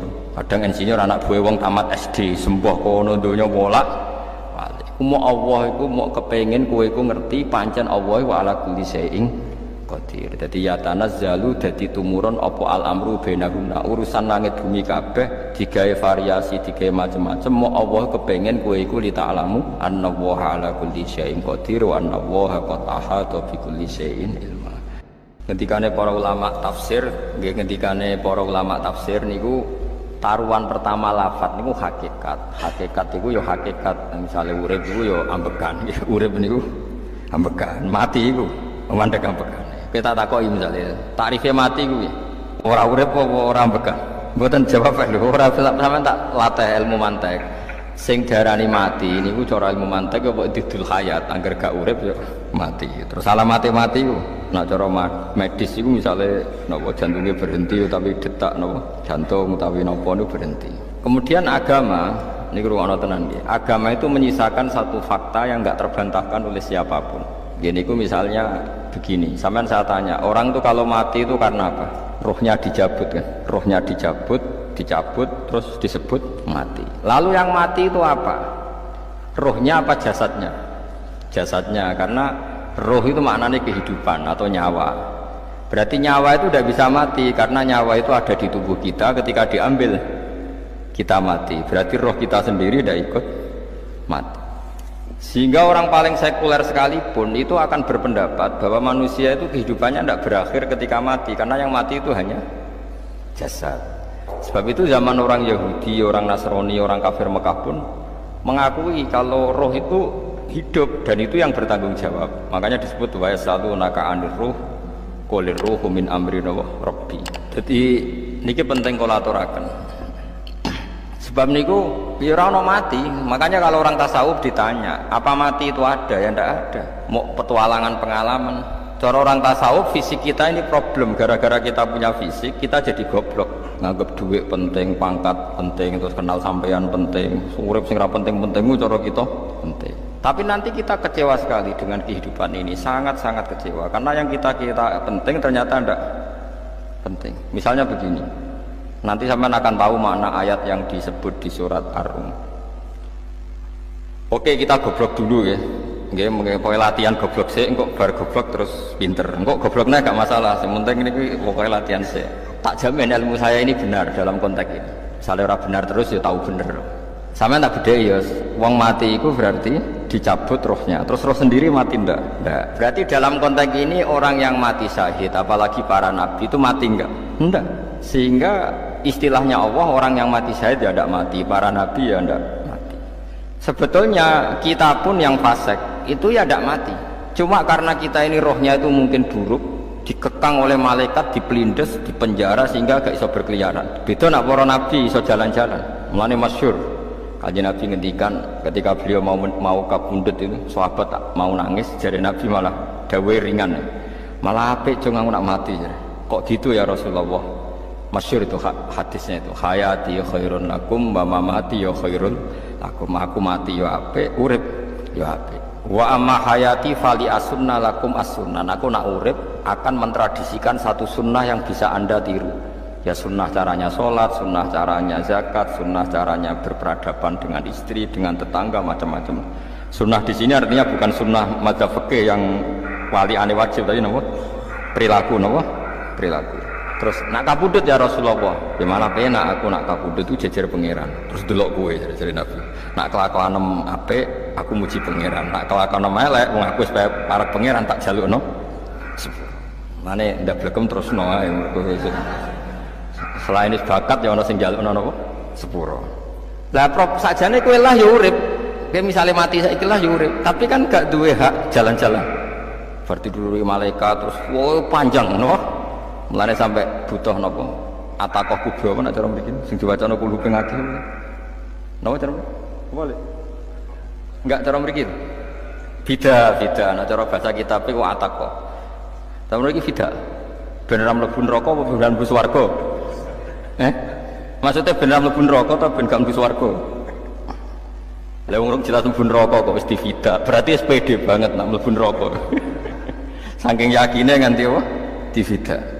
Vida nak teng kitab-kitab niku madzhab Malik ya. Jadi sampean aja darani ditase. Memang dalam madzhab Imam Malik itu ada atakoh kubro. Atakoh itu merdekakno mayit utawi tiyang saking neraka.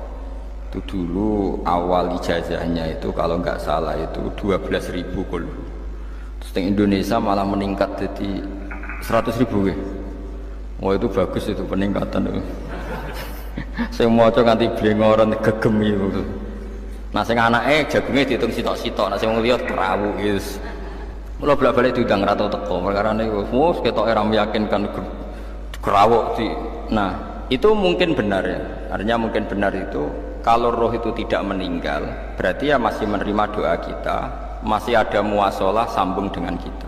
Sehingga itu yang diceritakan Rasulullah SAW ketika Mi'raj. Rasulullah ketika Mi'raj itu di semua hadis sahih, seolah lagi di semua hadis sahih Nabi itu ketemu para nabi ndak? Ketemu. Karena bagi Allah nggak masalah. Ya masih punya sentimen. Ya layaknya orang hidup. Ya ono sentimen berhubung Nabi saudarane hasud, ya duwe sentimen. Nabi Muhammad itu ketemu Nabi Idris, ketemu Nabi Adam, terus ketemu Nabi Musa, Nabi Isa, terus macam-macam. Nah, saya ketemu Nabi Nuh dalam semua sejarah. Mergo jare beda madhab jare dadi. Jare ulama ya lucu ngomong Nabi Muhammad kenapa ora ketemu Nabi Nuh jare beda madhab jare dadi. Enggak perlu. Karena kalau Nabi Nuh iku madhabe nek ana wong fasik didongakno mati celaka mencit. Nah Nabi Muhammad ana wong fasik didongakno sepuro. Berhubung beda madhab maslahate ora ketemu jare ulama tapi. Maksudnya nebak-nebak ora kok iku dawuhe Kanjeng Nabi napa? Yang karuan dawuhe Nabi itu begini, sampean tak ceritani. Ketika Nabi Muhammad ketemu Nabi Musa, Nabi Ibrahim, terus yang mujma'alah ya Musa, Ibrahim, Idris, Isa, Adam. Ini kok nggak ada sentimen, masyhur itu. Nabi Musa ketika Nabi Muhammad diwajibkan sholat 50 rakaat, Nabi Ibrahim diam, padahal melewati Ibrahim dia, Ibrahim paling tinggi di langit 6, Musa 5. Harusnya kan Ibrahim komen, tapi Ibrahim bukan komen. Ya bar munggah ke langit ya tenangnya Nabi Ibrahim. Kandani sonopo wajibno salat 50 ya Nabi Ibrahim ya mantuk-mantuk. Ya cara Nabi Ibrahim pangeran ngutus itu wis dipikir dadi ora perlu dikomen. Nabi Musa komen. Dan itu melecehkan kita. Apa mat salat 50? Umatku sing bener wae ora kuat kok umat. Seakan-akan kita ini lebih buruk ketimbang umat. Ya, cara aku dadi Nabi Muhammad. Muhammad itu nabi yang meskipun afdhalul khalqi tapi kan junior ya ora bantah. Cara kula Nabi tak bantah beda umatku. Tapi Nabi Muhammad itu gak seneng debat itu karena punya akhlaknya. Cara Nabi ini kuwe ngawur umatku coba padakno. Nabi Musa jelas ngendikan umatku ora kuat apa meneh umat. Seakan-akan kan karena umat dia gak kuat, selainnya pasti lebih gak kuat. Padahal tidak juga. Mulane kula seneng kados saya Itali di Zainal Abidin, salat sedina 1000 rakaat. Ben Nabi Musa ketok kelirune, jare sapa 50 rakaat ra kuat. Aku di umat Ali Zainal Abidin sedina 1000 rakaat. Kula ki nate salat sedina 300 rakaat, pisanlah tahu. Paling kan ketemu Nabi Musa kula nate. Tapi ya mau tahu tok aja kon terus. Lho itu kiang-kiang kuno nak Ramadan jek kuat lho ya. Tarawih kan wis piro? 23 ya. Iku nak sing waras bengi jek tahajud piro? Enggak 23 tahajud standar piro? 12 kok 2 wah amatir. Wah. Kowe wis gak murahan tenan Kang. Tahajud itu standar piro to? 13 kan. 13 itu tahajude 12 witire sita utawa tahajude 10 witire 13. Kabeh riwayat itu 12 Kang. 12 witire sita berarti 13. Berarti 3 gas gawe 20 sik. 20 sampai 13. 33 tambah 17 rakaat. Pinten? Mun 50 kan sholat 5 waktu kan 17 rakaat. Engko ana sing rodok kiai kan qobliyah ba'diyah. Asal coba diasar lho. Wis nglangkai 50 sembrono ya Nabi Musa ngeklaim enak wae makanya. Tapi Nabi Muhammad nabi yang baik, dene ora buatan kok terus gak terima guys meneng ae napa. Itu namanya sentimen. Ya boleh Nabi sentimen, boleh, Nabi juga manusia, boleh punya sentimen. Akhirnya dituruti nganti 5 waktu, berarti kan pitulas rakaat. Nah yang ada sentimen itu begini, lalu Nabi Musa itu nangis, Nabi Muhammad semedon bisa nangis. Aku ya pengiran mayuki kaya Musa, sing nangis, kowe nangis nak kowe apa? Ya Allah, saya itu tidak mengira ada hambamu yang setelah saya yang bisa naik kelas di atas saya. Dia tidak terima kelasnya dilewati. Makanya Nabi, ya karena punya roh itu ada sentimen. Orang kaya kowe ana wali kutub ya ben karo wali-wali dhewe, penting aku oleh merokok oleh. Kita kan tidak punya sentimen. Itu tidak baik dalam kehidupan orang kok tidak punya sentimen. Makanya Nabi Musa itu terkenal, Nabi paling sering mensomasi Nabi Muhammad. Makanya dia ceritanya diulang-ulang di Quran karena dia paling banyak sentimennya. Oh sering gerutu deh. Tapi lucunya pangeran itu seneng mbek gerutune Nabi Musa dan itu nggak bisa ditiru, masyhur itu. Karena ketika dia gerutu terus gitu, ngomong sendiri gerutu, khiddah itu gerutu. Bahasa Arabnya khiddah omongan sing tajem sing gerutu. Nabi Muhammad tanya sama Jibril, ya Jibril, kenapa Allah nggak tersinggung ketika Musa menggerutu terus? Jawab Jibril, huwa ya alamu khiddata, pangeran wis apal mbek gayane dekne, dadi yo dibarno.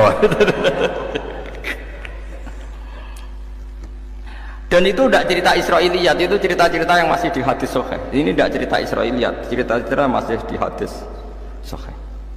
Makanya gerutu itu ya oleh, brengkel itu ya oleh asal proporsional, brengkel itu ya oleh asal apa? Proporsional. Ya gue siji syaratnya keyakin aku kekasih pangeran. Problemnya kan orang kekasih pangeran. Musa itu gak terimanan. Contoh paling masyhur itu tadi. Musa, kalau kamu sudah membebaskan Bani Israel dari kaum Jabarin, kaum Kan'aniyin, yang ikut tiang-tiang putih. Kalau nanrang itu raisus, pokoknya bangsa Palestina. Tapi jarang Palestina bukan Kan'aniyin, semuanya angin, pokoknya Kan'aniyin. Coba, gak usah diterjemah sensitif. Kamu tak kei Taurat. Barang jari setelah kaum Kan'aniyin ditaklukkan Nabi Musa, sowan neng Turisina. Turisina itu gunungnya niku mulai Yordan ngantos kawasan Mesir, wis pol gede ini. Niku sinten Nabi Musa ngajak waqtara Musa qaumahu sab'ina rajulal limiqatina. 70 orang pilihan, ya cara kene santri pilihan, kiai pilihan dijak. Pokoke singkat cerita Nabi Musa mojok sebab piye umat umi piye pokoke terus nggawa Taurat. Umat sing 70 wong brengkel lan nu'mina laka hatta narawaha napa jahra. Kok enak sampean mojok dhewe terus muni ketemu pangeran. Kita ndak bisa percaya kalau nggak melihat Allah sendiri.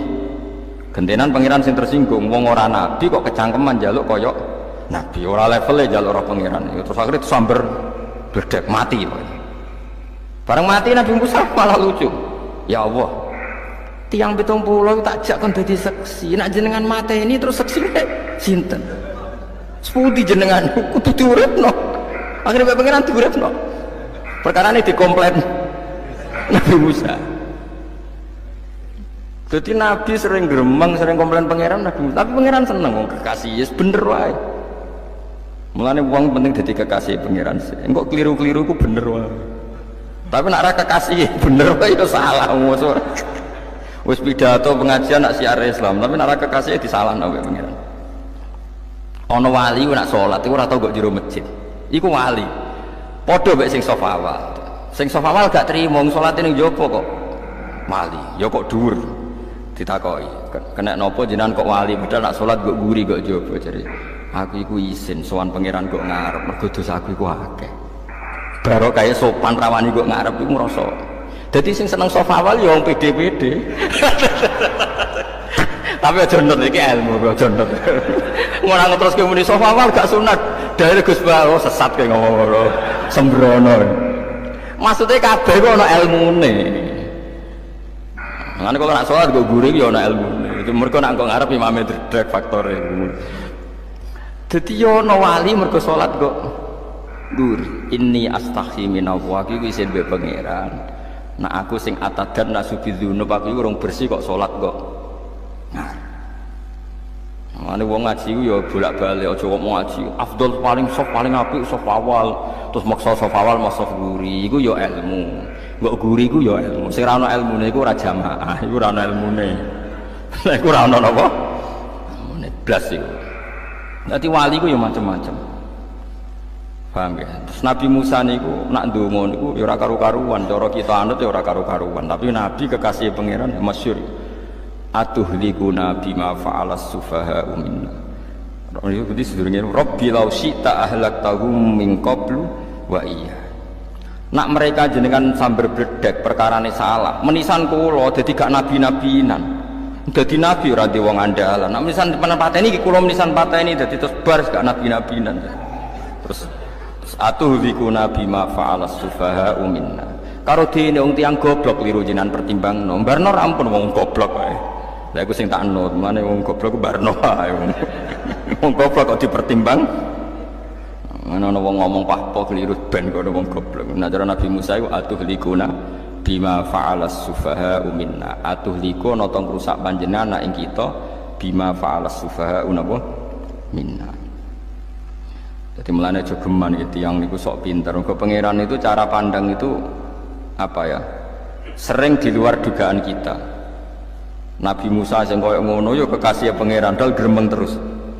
Tapi barokah Nabi kekasih pangeran gremenge wae dadi rahmat. Mosok Nabi Muhammad salat 50 rakaat disuda 5 nganti ping 9. Pokoke kabeh riwayat nganti ping 9. Mergo pangeran nyudane ya mau 5, 4 5 disuda 5 neh 40. Pas nganti 9 iku 45. Lho pas karek 5 Nabi Musa aja usul kon nyudon neh. Wah itu cara kesampaian jos kan. Jadi sekarang 5 kan patang kan 50. Mari Mustafa iso matematika beta takoki. 50 dikurangi 5 ping 9 karek berapa? Lha yo 50 ping 5 kan 5 ping 10 kan 50. Berarti nak ping 9 iku cek yo cek 5 lah. Kok katut Mustafa. 50 disuda 5 ping 9 karek berapa? Karek 5. Lah Nabi Muhammad itu bolak-balik ping 9 mergo mau disudoni pangeran ya mau. Lah terakhir 5 itu Nabi Musa matur nah iku cek pangeran dawuh iku jare Nabi Musa ijo ora kuat umatem. Njuk nah keringanan. Terus Nabi Muhammad oh iku wis isin karek 5. Ada 5 sudah meneh kan entek. Lah iku sing kula la usul iku betul-betul iku. Mestine menisan apa? Ya tapi nak menisan kan ya lucu kalau ke bumi diugano dan nampa sholat sepuluh rasido kan malah karu-karuan kan. Jadi ben sampean ngerti. Malane mbon niku nggih urip iku jawab malih urip iku ora mati. Makanya enggak ada aliran manapun di Islam ini yang memungkiri kalau doa itu sampai mayit. Meskipun ada yang mengkritik tahlil, mengkritik ngitung dinane mayit. Oke, enggak apa-apa ada yang kritik. Bagus, bagaimanapun ada support, ada kompetisi, ada identitas. Tapi kalau meyakini doa nggak sampai mayit itu tidak ada dalam firqah ulama manapun.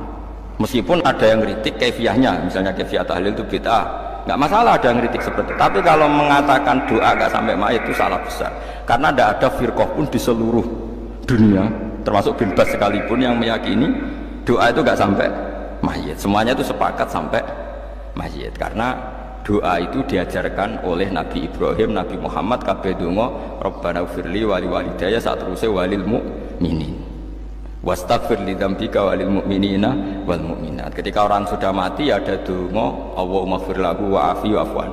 Karena tadi logikanya gampang, yang mati itu jasad, roh itu tidak pernah mati. Karena roh ini tidak pernah mati, roh ini ada masalah besar, dia ngadepi mungkar nangkir, ngadepi macam-macam karena dia hidup. Nah kemudian cerita yang kita ingkari adalah yang berlebihan, kayak cerita kejawen nak malam apa mulai terus neng kamar dikai rokok mergo zaman ning donya seneng rokok. Raya rokok wis kahalang cung mesti umbuk di rokok mbahmu. Ono kadang dikai gemblong jare senengane bae, bareng cokot tikus jare bae wis mulai. Lah itu yang lah kalau itu gak trimo bid'ah Kang iku ngawur tenan lah. Daerah-daerah tertentu nggih ke atas ngoten niku. Lah nak senenganem dhuwit yo dikai dhuwit nek Agar duwe ilang jare wis dujuk bae lan iku mboten enten sanate. Makanya roh itu enggak pernah selesai didiskusikan ulama. Ada mengatakan roh itu apa, ada mengatakan roh apa. Tapi apapun itu istilah Quran memang roh itu tidak makhluk. Disebut kulir ruhu min amri rabbi. Itu kan jelimet sudah. Jadi begini kalau terang, tapi aja salah paham. Allah itu punya dua istilah, ada ala lahul khalqu wal amru, ada khalqu kayak langit bumi yang fisik itu khalqu. Ada amr. Makanya istilahnya Quran itu ala lahul khalqu wal amr, ada khalqu, ada amr. Dan roh itu kategorinya ada khalqu tapi amr, itu disebut kulir ruhu min amri rabbi. Amr itu susah difahami karena fisik kita ini tidak cukup untuk memahami amr, fisik. Lah carane memahami piye Gus? Ya gampang, riwayahe yo paham, nek riwayah paham aja paksa paham. Carane piye yo mati. Nah, dalam konteks ini hidup yang sekarang itu menjadi kita bodoh. Nah, ini yang Nabi kadang ngendikan annasuniyamun wa idza matu intabahu. Manusia yang sekarang ini hakikatnya tidur. Nanti kalau mati baru bangun, ngelilir, intabahu bangun. Contoh gampang begini, ini contoh paling gampang. Saya ini nganggep duit itu penting. Pemene sesuk wae bayar anak mondok, bayar SPP, semuanya macam-macam. Nganggep duit itu penting. Oke, besok saya butuh uang 1 juta, saya nganggep uang itu penting. Ternyata di Lauh Mahfudz saya ditakdir nanti itu mati, jam 11 mati. Atau andekan anak saya nggak bayar 1 juta terus dikeluarkan dari sekolah, cara Allah ya penting. Asal cek sholat ya masalah. Kita nganggep masalah. Enggak, kita dikeluarkan dari sekolah kita nganggep isolasi cara Allah masalah. Asal sholihah bagi Allah kan enggak masalah. Sesuatu yang enggak masalah kita anggap masalah. Bareng kue mati tenan ngerti anakmu iku gara-gara sholat 5 waktu ditulis min ahli jannah. Orang ono syarat sekolah ta ora sekolah. Akhirnya kena akhirat ngerti jebule sekolah itu gak penting. Tapi aja terusno lho iki apa cerita. Nek mati kue ngerti. Kue saiki nganggep sujud ora penting. Ini kayak notol ayam sarset terus bar. Tapi nak ngitung duit ora bar. Tapi kue sebenarnya mati ngerti diumumno pengiran. Wong sing seneng duit neraka, sing seneng sujud swarga. Terus kowe sadar Gusti jebule penting sujud timbang duit. Mana ngandani nembe sakniki lho kandhani wis dhisik ngawur. Ning Quran sing ana wakum minasajidin kowe dadi wong sujud aja dadi wong tukang golek duit ngakeh ngawur. Nah, dalam konteks ini tuh manusia sekarang tuh bodoh, pinter masuk ben. Mulane kira usah susah nek saiki bodoh. Tak jamin sampai nak mati ku mesti pinter. Musiku nasib pangeran laqad kunta fi ghaflatin min hadza fakashafna anka ghita'aka fabasarukal yauma hadid. Kowe saiki lali rapati roh ilmu, tapi sebenarnya mati fakashafna angka ghita'aka, tutup bodohmu tak ilangno jare pangeran. Fabasarukal yauma hadid. Kowe sok ben pinter, hadid ku cerdas. Makanya kamu tidak usah kesusu pinter sekarang, tak jamin nanti itu pasti pinter. Cuma pas pinter kalau ta'lamuna ilmal, pas to ilmal yakin, pas latarawunnal jahim. Pas pinter, pas wayahe mlebu neraka. Lha iku perkara iki disebut alhaqumut takatsur hatta zurtumul maqabir. Kalla saufa ta'lamun summa kalla saufa ta'lamun. Terus kalla law ta'lamuna ilmal yakin, pas to ilmal yakin, pas latarawunnal jahim. Pas kowe dibuka pangeran lho iki lho hakikate uripem. Didelok sujud temuk sithik golek dhuwit akeh. Maca tasbih sithik nak jiwagongan sewengi, maca tasbih mok ping 3. Ketokno kabeh mek pangeran. Keuangan kanca nganti direwangi umbal 1 juta, mok kangen kanca masa lalu ora tau kangen masjid diumbali 1 juta. Lho kula nate ngekeki dhuwit masjid. San niki dhuwit kek nang masjid aja. Anggap ae kangen masjid. Aku kadang kangen kanca tak biayai 1 juta, sekali-kali kangen masjid itu tak biayai. Ngiling-ngilingan. Mulane kula nu seneng umroh ora kok ora itu dhuwit. Kangen Nabi tak biayai lah 24 juta. Kadang kangen konco, kangen sing ra penting-penting. Umpamane ana reuni bareng iku santri kok reuni bareng. Aduh, kok cah SMA. Iku sampe ditakokno kabeh mek pangeran. Tapi kalau orang ngaramno jero-jerono, senengane kok gawe mabum sing enggak terkendali. Tak kon nangkep kabar eskrim nek gawe viral sing ra bener. Makanya hidup ini masalah, justru dengan hidup ini kita menjadi bodoh. Kenal pejabat penting, di duit penting, koneksi banyak. Cara pangeran sing penting itu ya eling pangeran iku, mergo iku sing mbok panen ning akhirat, liyane iku ora ono gunane. Tapi rom iku sok iku fakasafna angka ghita'aka fabasarukal yauma hadid. Mulane kula niku kadang ya kecewa mbek urip. Mulane masyhur ngendikane sinten niku Abdul Qasim Al-Junaidi, dekne muridé ribuan. Ketika dia meninggal ditanya di mimpi, muridnya tanya, apa yang manfaati bagi engkau ya Abdul Qasim? Murid saya semuanya tidak ada gunanya, saya mengajari ribuan mereka tidak ada gunanya. Wa ma nafa'ani illa rukai'atun roka'atuha indas sahur. Semua riwayat rata-rata rukai'at itu rokaat kecil, bukan rokaat. Semua santri saya, semua pengaruh saya itu tidak ada gunanya semua. Yang ada gunanya adalah rukuk-rukuk saya kecil ketika waktu sahur. Tapi sekarang orang lebih senang pengaruh, enak jadi kayak gede. Pengajian wakai, sing nyangoni wakai, sing nyucup wakai, nanti urusan sikit maya. Itu ora penting kabeh. Mulane kula niku tak latih roh saiki timbang roh kusuk ben gambar isen mbek pangeran. Kuwatir kula pas roh pas watarawunal jahim. Oh kula pengaruh kula kathah cara nuruti gaya-gaya nanteng mriki teng Bojonegoro. Tapi kula wedi. Bar saiki tak anggap penting lah timbang men dilingno pangeran wis tak latih saiki. Kula urip dhewean iki biasa, tak latih. Soal kula mulang jan wajib wong alim wajib mulang. Lah cara sing alim kula yo ngaji, cara sing alim sampean aku yo ngaji ora masalah. Nah saiki tapi yo mikir kula. Kepengen dunia terbalik tapi. Jadi wong sok ben iku pinter. Nah mulane wong kafir sok ben oleh muni ngene. Kena apa kaya kok mlebu neraka? Wa qalu law kunna nasma'u aw naqilu ma kunna. Jadi umpama riyen kula pinter ora dadi ahli neraka. Berarti wong kafir saiki wis goblok. Sok ben yo pinter. Sok ben kowe lah yo pinter banget sampean. Jajal saiki sampean pikir. Kowe nak ngelem wong atau ngelem mobil, seri mobil terbaru. Itu kalimatnya mungkin bisa satu kuras. Wah mobil ini bagus, serinya gini, HP ini begini, itu bisa satu kuras. Pas ngelem pangeran mengenai dok, sing ngecat Lombok. Pangeran ku sapa sing ngecat Lombok? Nyifati HP wis sak kuras. 10 menit rabar, nyifati pangeran sing gawe dekne muni sing ngecat Lombok. Neraka ta ora kira-kira sing jenis ini. Cara nabine aku tak nerakakno. Untung nabine Nabi Muhammad sallallahu alaihi wasallam apiane ra karuan ngono ku ya ape disafati bae sing gendho-gendho ngono ku ya. Malah ben Nabi dikai solusi ngene nek ngono wiridane subhanallah bihamdi adada khalqi. Pokoke Gusti kula maca jenengan suci sejumlah makhluke jenengan. Dadi kok kliru-kliru lah wis pokoke tau muni adada khalqi. Mulane kita ulangi iku nggo solusi iki. Dadi nak mujimu kurang akeh wis tau muni subhanallah wa bihamdi adada khalqi. Irung ana tenan iki dadi setiap surat niku sebagai Quran berdiri napa sendiri sehingga tidak perlu ada kejanggalan kenapa cerita Nabi Musa diulang-ulang di surat Toha misalnya terus sekarang diulang lagi di surat Naml, kemarin-kemarin juga ada di surat Syu'ara, terus yang paling panjang niku teng surat Al-Qasas, surat napa Al-Qasas. Karena setiap surat niku dalam kajian ilmu Quran atau ulumul Quran niku dianggap berdiri nawa sendiri. Jadi mau Quran niku turun mau sak surat niku nggih pun mandiri secara makna. Niku dari segi disiplin ilmu.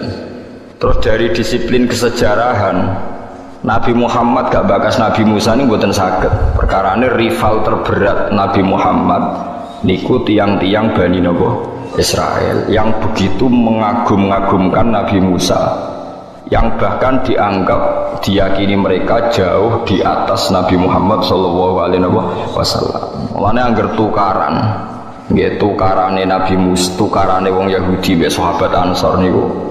Nanti jotos-jotosan niku nak tiyang Yahudi munine walladzi ikhtara Musa alal alamin, demi zat sing menangno to milih Nabi Musa ngalahno wong sak dunya. Terus dari sahabat Ansor walladzi ikhtara Muhammadan alal alamin, demi zat sing milih Nabi Muhammad ngalahno wong sak alam napa dunya. Niku terus tukaran nanti jotos-jotosan. Bareng jotos-jotosan Kanjeng Nabi pireng atau dilapuri terus dari Nabi kena apa ke jotos-jotosan. Karena niki ini tuh membela Musa katanya lebih terhormat ketimbang napa jenengan. Tapi Nabi itu jawab ya aneh, Nabi jawab ya ojo geman ngenyek Musa. Ya jogeman nganggep Musa itu kalah mbek aku. Piye-piye Musa itu ketika terjadi Sokotil Ula, terjadi gempa besar menandai awal kiamat, iku aku pertama kali wong sing wis tangi. Jadi Nabi fa ana awwaluman soiko, aku pertama wong sing tangi. Awwaluman afaqo, aku pertama wong sing tangi. Mun ini ngaji hadis, ngaji riwayat. Fa idzan Musa akhidun biyatihi ala qawaimil arsy. Ternyata Musa niku bareng wedi. Niku gelantungan pun nyekeli saka napa? Aras. Nabi Muhammad itu lucu, lagi ngendikan lucu. Aku roh dekne wis tangis sik terus nyekeli napa saka aras. Utawa ya dekne lah ya asline ya tangine bareng aku cuma dekne seneng kono. Jadi iku ora jelas dadi Nabi ku ya lucu dadi. Wis pokoke Nabi nak ngendikan wonten niku nubuwah. Nubuwah nak ngendikan mboten kena ditebak. Mulane kula niku pun matur pangeran, kula nganti mati niku badhe cerita nubuwah. Dan kula mantep ketemu pangeran selamat nak selagi kula mulang teng budi-budi cerita logika nubuwah. Logika nubuwah niku benten mek logikane tiang LSM napa meneh tiang Khawarij napa tiang kaya jenengan barang benten. Kok jenengan niku ora di nubuwah blas. Wes blas. Maka ditobatno nggih Khawarij tenan napa? Khawarij. Logika nubuwah ngeten contone. Tapi sampean nek ora paham, ora usah nyesal. Meneh nek sampean sahabate Kanjeng Nabi nggih sering mboten napa? Paham. Pemenang terima sahabat biasa. Umar wis termasuk akabiri sahabat. Niku nggih sering mboten napa? Paham. Saya beri beberapa contoh logika nubuwah yang bahkan sahabat itu ya tidak paham. Misalnya ngeten, orang Ansor itu kan kita tahu jasanya banyak, sangat-sangat banyak. Karena ketika Nabi diterlantarkan orang Mekah, diusir, dianiaya, sing rumat sinten? Tiang Ansor. Walhasil setelah 10 tahun Nabi di Madinah sukses jadi pemimpin besar, umatnya banyak. Itu banyak ahli tarikh menghitung ketika Nabi haji wada niku yang ikut itu pun 114.000. Enggak tahu mikir ngono to pinten? 114.000. Oleh data piye ora roh. Mbok KTP ora roh. Niku pun 100 itu yang bisa dicatat. Dan itu setiap bani-bani itu ada benderanya. Ya Nabi sing ngutus. Walhasil sebelum haji wada sedikit itu ada peristiwa Hunain. Peristiwa Hunain. Tak ceritani, ben ngerti logika nubuwah. Mirdas itu ya orang Mekah, Uyainah, terus ya beberapa tokoh lah. Itu orang-orang Mekah yang baru masuk Islam saat itu, baru seminggu, ada yang baru 5 hari, ya rata-rata 5 hari sampai seminggu. Niku ketika Nabi bagi ghanimah Hunain, niku orang Ansor gak dikasih sama sekali. Terus Mirdas, terus ya Uyainah orang-orang Mekah lah. Itu wonten sing disukani unta niku mabenal jabalen. Itu ada yang hitung sekitar 4.000. Dikai wedhus ku benal jabalen sekitar pinten? 4.000. Terus niki ben sampean ora di pikiran Khawarij. Ada orang jenenge Dzul Khuwaisirah, ini yang awal cikal bakal orang Khawarij. Orang Ansor sebetulnya secara nurani akal, secara logika akal nggih janggal, tapi Dzul Khuwaisirah paling sinis. Muni ngeten, ya Muhammad i'dil. Niki cerita di Bukhari, orang itu jangkar, wis mulai mangkel, ya Muhammad idil, kamu itu harus adil. Jenenge Dzul Khuwaisirah itu bathuke ngecam. Senengane ya salat. Ora ana salat khusyuk kaya Dzul Khuwaisirah. Mau salat suwi. Abu Bakar salat wis kesel, ijek suwi salate dene. Mulane kula mau salat suwi-suwi mari kaya wong Khawarij. Salate betah, macane Quran nggih betah. Dan di antara sifat yang Khawarij itu seneng sholat, seneng maca Quran. Nek ora oleh bantah nggo Nabi sing ngendikan. Tapi kowe aja ngecap nek wong seneng sholat iku Khawarij. Angel to urip ku angel. Mulane biasa wae kados ngaji kula iki pas napa? Pas ana. Idil ya Muhammad, matke iku sing adil. Wong Islame lagi rong dina mbok kaya akeh, sing wis Islame suwe ora mbok kaya. Nabi mboten jawab, mau namung ngendikan guyon, Nabi cek santai. Wa may ya'dil idza lam akun adil. Nah aku adil sing adil ning donya sapa? Mosok pangeran sing pangerane percaya aku kowe ora percaya. Nabi masih datar ngendikane. Ayak manuni ala ahlil ardi wala tak manuni. Pangeran sing ning langit wae percaya aku mimpin ning bumi. Mosok kowe ora percaya. Pun Umar usul ya Rasulullah, orang itu ngelamak sekali mau saya bunuh. Nabi ngendikan jangan. Khalid bin Walid usul, orang itu mau saya bunuh ya. Nabi ya bilang jangan. Tapi Orang-orang sahabat sebenarnya semuanya ya janggal sama perilaku Nabi. Kalau orang Ansor lebih terpelajar cara ngomong, dan kalau jawab teks hadis. Orang-orang kayak Mirdas itu kan orang Quraisy. Orang Quraisy ternyata dari ras atau marganya Rasulullah. Mereka hanya ngendikan Hunain itu mun kawasan Mekah. Oleh ngendikan gini, amar rajul fa'adrokat huruf fatun fi ahli wa ulfatun fi asyirati. Piye Kanjeng Nabi ya menungso nek ketemu tanggane masa lalu niku ya seneng, terus asik, happy. Sehingga orang Ansor itu mulai pesimis, jangan-jangan Nabi itu nanti happy di Mekah, karena dulu di Mekah ada masalah sehingga beliau tidak kerasan. Sekarang Mekah sudah dikuasai, pasti Nabi akan enjoy, akan asik di Mekah. Apalagi orang Mekah sekarang sudah masuk Islam. Wa ra'aitan nas yadkhuluna fi dinillahi afwaja. Walhasil akhirnya Nabi itu dengar komentarnya orang-orang Ansor. Terus Nabi manggil Sa'd bin Ubadah. Sa'd bin Ubadah itu pemimpin Ansor. Orang Ansor kumpulkan semua, nanti saya mau ngomong, mau memberi penjelasan. Setelah dikumpulkan di satu hadiroh, ini ben sampean duwe logika nubuah. Mun sampean aku ben selamat ketemu pangeran anut kula, ben di logika nubuah. Logika nubuah itu pokoknya anut pangeran. Barang dikumpulkan Nabi pidatone lucu Nabi. Maqalatun balaghatni angkum. Apa betul ada komentar yang sampai ke saya bahwa kalian mengatakan demikian? Itu tadi bahwa saya adalah orang yang sekarang tertarik, asik, enjoy sama keluarga dan kampung halaman. Jawab satu bata pinter. Amma dzu ahlamina fala yaquluna syai'an. Kalau orang-orang kita yang terpelajar tidak komentar begitu ya Rasulullah. Kalau anak-anak muda ya terus mulai pecundang, mulai ngelempar mengorbankan anak-anak muda. Terus Nabi lucu, ini Nabi orang yang berjiwa besar. Loh tidak apa-apa, kalau kamu mau ngundat saya nggak apa-apa. Misalnya Anda bilang, ya Rasulullah, kamu di Mekah diusir, kemudian kita yang rumat. Kamu di Mekah dibenci, kemudian kita yang menolong. Orang-orang Mekah ingin bunuh kamu, kemudian kita yang melindungi kamu. Tidak apa-apa, kalau kamu mau ngundat saya silakan. Dan pasti semua omongan Anda itu benar. Ansor paling meriang, waduh. Tapi Nabi tidak duka ya, tenang. Ya ora maksud-maksudno nggih mboten duka. Nggih tenang mon. Mau terus setelah itulah ini yang harus dicatat, dan ini dicatat semua ulama. Terus Nabi mulai pakai logika nubuah. Delok wong-wong Quraisy. Mirdas bar entuk unta mulai. Aqra bin Habis bar entuk unta mulai. Wong bar entuk dhuwit iku mulai. Terus Nabi mulai ngendikan logika nubuah. Ama tardona ayyarsi annasu bisyati wal ba'ir wa tarji'una antum bi rasulillah ila rihalikum.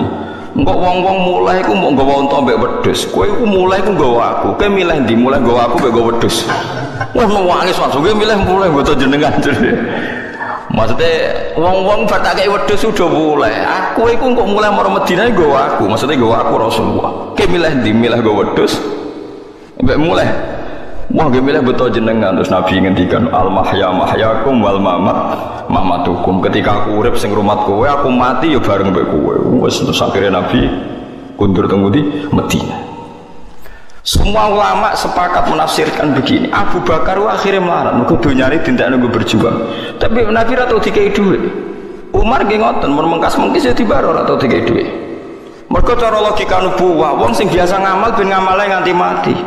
Ojo sampai wong kulino heroik, kulino ngamal bareng Islam menang diamali. Wong biasa heroik kok jadi pasen. Itu logika nubuah. Lah aku yakin kira tahu di logika ngono. Mulane ra wali-wali. Perkarane pikiran nek ngekeki akeh kudu engko akhir entuk akeh. Iku semari PKI tapi kasaran. Semari mari markai kok PKI. Betul.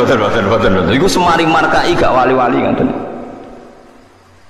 Lan kata sekolah dadi ulama nggih senengane mulang, wis ra mikir entuk ta ora pokoke mulang.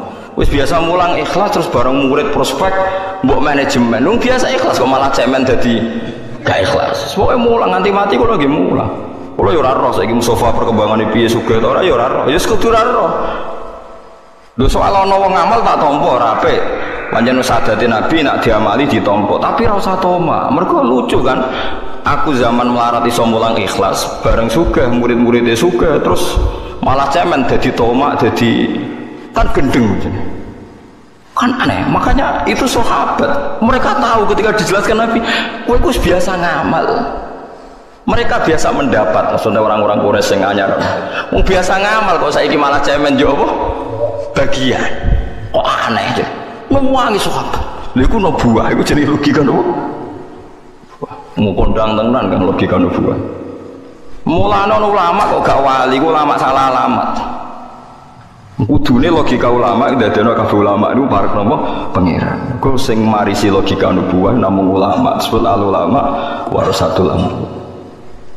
Saiki wong wis gendeng kabeh, senengane nganggo logika urun banyak ya dapat. Mau paling kangelan jebule gak diwongno. Lho wong kangelan nek kowe niat ikhlas ku heroik, pahlawan ku keren. Hebat kok saiki ape cemen. Jaluk napa? Bagian. Masyhur ngendikane, maka saya ngasih mereka ata'allafuhum alal Islam, saya rayu mereka supaya senang Islam. Kalau kalian-kalian ini sudah baik imannya, maka iman kalian tak pasrahno ning atine kalian masing-masing. Gak perlu nopo servis, intine gak perlu nopo servis. Mus biasa gagah mulai nahnu ansor, wah kita ini petolong Tuhan. Wong ansor wis kadung bangga dadi napa yang suruh nawa napa wa rasul. Lalu suwi dadi yang suruh saiki mentale kepen yun sorun ditulung. Quran ngawiti barang apik wa mimma razaqnahum yunfikun. Nek lanang tenan hebat tenan nglakoni infak ku yo memberi infak. Bareng mapan mulai mentale di infaki. Innalillahi wa inna ilaihi raji'un. Kiai tambah sugih tambah kondang kok tambah kepengin di. Ya, wong dhisik memberi ku gagahe ra karuan aliyadillah khairum aliyadis sufula. Bareng tua-tua di. Kula sering karo bojo kula, umpama dek aku kok lara kira-kira entek akeh ngel kalau murid aku ndonga yo mati. Kok repot. Wong mati ku masalah kan bagi wong-wong sing ra jelas. Aku kan jelas dadi semangat mati kok repot. Ya itu tadi, kita harus punya logika nubuwah. Nek sing biasa ngamal, ya sing ngamal ae. Terus kula wonten seneng mulang ya mulang ae. Saya mulang santri 10 ya ikhlas, 20 ikhlas, tambah ikhlas. Wis ora usah mbok mikir, wong biasa ikhlas malah ape medun derajat ora ikhlas. Makanya itu Rasulullah. Sehingga sahabat-sahabat itu terbiasa heroik, terbiasa berkepahlawanan sampai ditinggal Kanjeng Nabi itu mereka tetap kuat karena dididik seperti itu. Ya dididik seperti itu. Coba kalau mereka ingin melok kayak mentale Aqra bin Habis terus Mirdas orang-orang Quraisy yang pecundang-pecundang itu, Islam ditinggal Nabi tutup kan. Sahabat itu dengan logika nubuwah. Pernah ada logika Sa'd bin Abi Waqqas itu mimpin perang lawan Romawi yang menguasai Ariha Palestina lah Pasirin. Dan secara teori perang itu pasti kalah dan itu sudah agak ditunggoni Kanjeng Nabi. Sehingga para sahabat meminta perang ini ditunda. Tapi jadi Sa'd bin Abi Waqqas enak oleh ngendikan, sesuatu yang kalian inginkan itu sekarang di depan mata. Bukankah kalian ingin kalau mati syahid? Wah aneh. Perang yakin kalah kok malah mirin. Nah, yakin kalah malah maju. Wong kowe pengen mati syahid kok malah wedi. Wah, akhirnya tenanan perang. Kok nak urip untuk ghanimah, nak mati syahid. Mergo sahabat dibina Nabi ora cemen. Dadi angger uripe ra mapan tambah seneng. Saiki do ngaji sawangane sing melarat ya wis do bosen mbek napa mlarate. Lah iku benten. Logika nubuwah ini harus ulama harus ngomong terus supaya logika ini tidak mati ila yaumil qiyamah. Nah kalau sampean pakai logika ada nubuwah ya rusak kan dunia. Saiki repot. Dadi khawarit kabeh. Nabi ora adil mau dengan logika wong sing kerja akeh kok ora dibagi. Nah jane nek nganggo logika nubuwah sing amal akeh ya ben ganjarane akeh. Ora usah dikonversi sebagai materi kemudian akhiratnya jadi duniawi. Iku logika napa nubuwah? Paham sing kula maksud? Sing biasa ngamal akeh akhirat wis keben ora usah dikonversi duniawi terus diwales duniawi. Nek diwales duniawi berarti akhiratnya jadi dunia. Iku sirine Abu Bakar atau ngangkat pemimpin sangka ahlu Badrin. Padahal ahlu Badrin itu sahabat paling afdol. Iku sing melok perang Badar. Ora didadekno gubernur, ora didadekno bupati. Bareng takoki kenapa engkau tidak ngangkat ahlu Badrin? Padahal mereka orang terhormat. Jare sake ada apa inni lam urid an udan nisahum bid dunya. Aku ora kepengin wong-wong sing dhisik tau perang Badar saiki entuk donya. Iku rupane jabat dadi gubernur, dadi bupati wis ben. Era Umar walian, pemimpin Badar didadekno pemimpin. Ditakoki, "Kena apa kok ora padha mbek Abu Bakar?" Aku ora kepengin wong ra jelas-jelas mimpin wong jelas. Dadi mulane istihad itu ya macam-macam. Jadi nak cara Abu Bakar itu wong sing wis jelas akhirate ora usah didonyakno. Era Umar walian wong ora jelas kok mimpin wong jelas. Era Utsman selang-seling wong tambah bingung. Ya sing ngene iku jenenge masalah ijtihad. Nah iya semulane wong kudu ngaji. Mulane Nabi tau ngendikan ya umul qaum aqra'uhum li kitabillah, sing berhak ngimami paling fasih paling apik. Tapi nak dunya mbok turuti ngono iku wong mari sombong. Perkarane terus wong alim ora gelem diimami wong bodho. Sombong ora apik. Ada Nabi tau ngendikan sallu khalfa man qala la ilaha illallah. Mulane kula niku yo sering dadi makmum. Kula takoki tiyang hadise kan apalam hadis akeh aku. Yo dadi ono hadis ya umul qaum aqra'uhum li kitabillah. Tapi ono hadis sallu khalfa man qala la ilaha illallah. Angger imame wis maca la ilaha illallah kita salate madhep mulon terus salame yo ngalor sik wis makmum ra apa-apa pokoke. Iku yo hadis sahih sing ya umul qaum aqra'uhum li kitabillah nggih hadis napa? Sahih. Ini biasa. Penting sampean ngerti logika nubuwah. Logika nubuwah niku benten. Lagi balik malah tentang Nabi Musa. Lah Nabi Musa termasuk nabi sing di logika nubuwah. Dekne iku keplayu saking Mesir, minggat teng Madian. Abaqa niku minggat. If abaqa ilal fulkil masyhur. Nabi Yunus yen ade minggat dugi budi iwan. Bareng piyambake nulung putrine Nabi Syuaib. Niku nulung seneng ana cah wedok loro antri ditulung. Bareng ditulung, dua perempuan tadi marani Nabi Musa, nak bapake niku inna abiyatu kaliya jizyaka ajrama saqaita lana. Nabi Musa kaget. Kaget perkarane protes mbek pangeran, Gusti kula niku nggih kekasih jenengan. Nggih buta mangan. Tapi kula mboten seneng nak dikonversi, dikompensasekno mbek napa ngamal apik.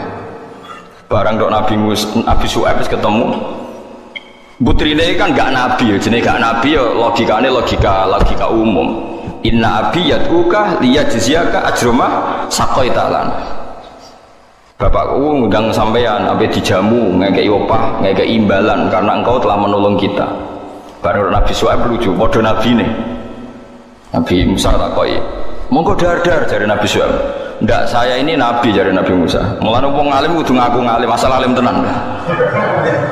Saya ini nabi, gak punya adat nak ngamal iku iso dikompensasekno bedun Jawi. Kudu moh tenan Nabi Musa dar. Moh aku iku nabi ora iso ngamal kok dikompensasekno bedun Jawi rupa-rupane dijamu makan. Nabi Syuaib balik, "Aku yo nabi ra duwe adat nak dene apik ra sida." Jare Nabi Syuaib, "Mesti tak jamukno Gus. Aku yo nabi nak dene apik ora duwe adat ra tak sida." Carane sida yo kudu gelem mangan. Nggih mon kula tak nyidak nama ale jenengan dadi diskusi. Diskusine iku lucu. Wong saiki rusak kabeh logikane gak ono nubuwah. Ngger manggon masjid paling akeh kudu paling nentokno semua sing terkait napa masjid. Mergo ngamale paling akeh. Kudune ora ya ngamal akeh ben diurusi ngono. Tapi nak wong ra urun terus mimpin kita itu bener Umar. Aku ya ora seneng ono ora jelas kok mimpin wong jelas. Dadi nubuwah niku benten. Lah saiki wong do anut khawarid. Khawarid itu cara berpikir wong kon adil. Tapi cara berpikir adil iku sing urun akeh entuk akeh. Nek cara nubuwah ora sing biasa urun akeh nggo akhirat wis keben walese swarga. Ojo kulinakno wong sing biasa orientasi akhirat saiki berbalik orientasinya duniawi. Lha iku jenenge pikiran napa? Pikiran napa? Nubuwah. Yo angel Kang, tapi kudu dilatih. Nek pancen Islam tenan kudu mbok latih. Lho kula mboten sombong kan biasa kula ngomong ngeten. Kula sering nasihati anak kula. Anak kula Hasan itu kelas 3 SD, sering kula kandhani. Nggih kaliwat ibuke kula kandhani, kadang nggih kula kandhani langsung. So alumni atau yang ngaji bapak enggak peduli sama Hasan ya enggak apa-apa. Bapak ngaji itu karena ingin masuk surga. Ya itu aja. Enggak ada hubungannya dengan orang-orang harus menghormati Hasan. Ya Pak, saya dulu ya diajari bapak seperti itu. So ana wong seneng aku ora seneng kowe ya biasa. Ya aku ngaji ben mlebu swarga. Saiki wong kompensasi kabeh. Lho soal wong liya punya utang jasa kepen balas jasa urusane masing-masing. Kita sebagai ulama pokoknya fokus amal itu tujuannya apa? Akhirat. Sudah. Jadi kudu roh nggih, mulane nak logika nubuwah, nggih nubuwah iku benten. Ya logika nubuwah iku benten mbek LSM.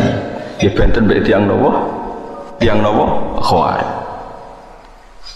Mulane Nabi kon milih nalika Jibril iku rawuh teng Nabi Muhammad, aku diutus pangeran ke kon milih dadi raja sing dadi rasul utawa dadi abet dadi budak sing nabi.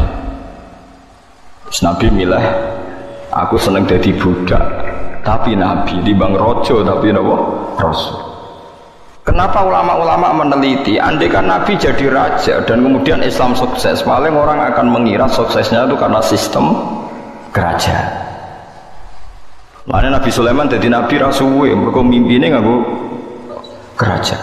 Orang kuat suwe kan, gaya tok, tapi orang kuat suwe. Mereka sing nurut itu gremeng, jadi kongkong itu gremeng. Perkara ini nurut, perkara kalah nopo kekuasaan. Nah akhirnya Nabi Sulaiman raiso ngendhalekno kerajaane mengke wonten teng cerita mriki Rabbi habli mulkal la yambaghi li ahadim min ba'di innaka antal. Sulaiman niku yo tau diarani gendeng bareng.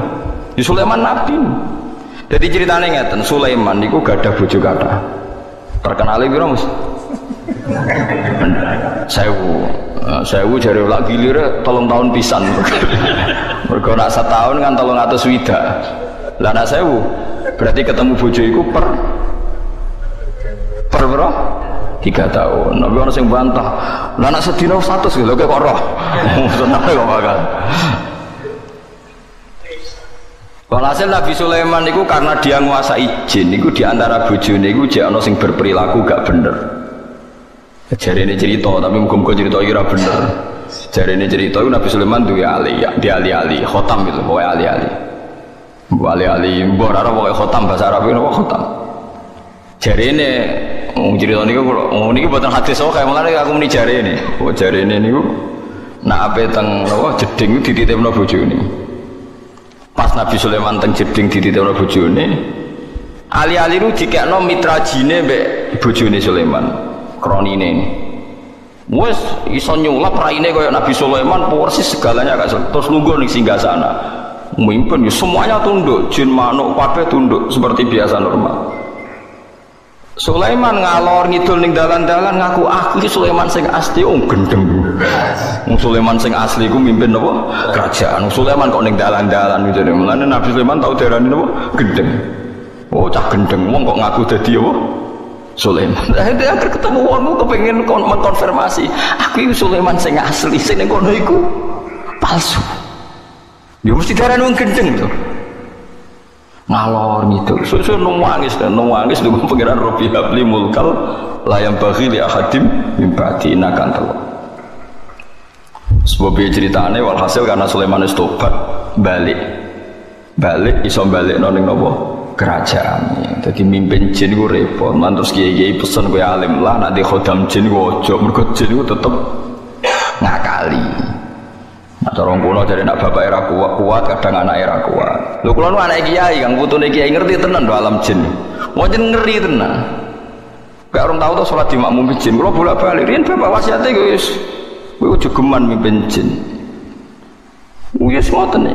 Nah, gue kan rasa dilarang wis ora mimpin. Penak malah semua gue rasa dilarang wis. Gak tahu bersentuhan ambil alam apa? Alam gaib. Terus Nabi Sulaiman akhirnya ya diakali mbek setan. Diakali ngeten. Ketika Sulaiman iso naklokno beberapa hewan, beberapa kewan macam setan sekalipun. Niku setan ku gawe mantra, bareng gawe mantra di dokumen terus didadekno buku. Cara saiki primbon. Terus dipendem ning ngisore kursi singgasanane sinten? Sulaiman. Ya semua dipendem manusia setan wis pinter, sekolah ning ndi ra pokoke pinter. Barang Sulaiman wis mati, yo mati tenan. Setan itu menciptakan satu isu, nak Sulaiman pinter ngono iku mergo duwe buku panduan sing dikarang setan. Dibongkar mbek wong-wong, terus wong menomokno donga sihir. Lah donga iku nak dilakoni ya iso tenan, iso koyo sulapan. Akhirnya wong darani Sulaiman tukang sihir. Nyoro Nabi Sulaiman. Akhirnya Nabi Muhammad ikut dipertaruhno gara-gara Nabi Sulaiman. Yaiku Nabi Muhammad tahu cerita di depan umum nak Sulaiman ku nabi. Wong Yahudi ngenyek delok oleh Muhammad.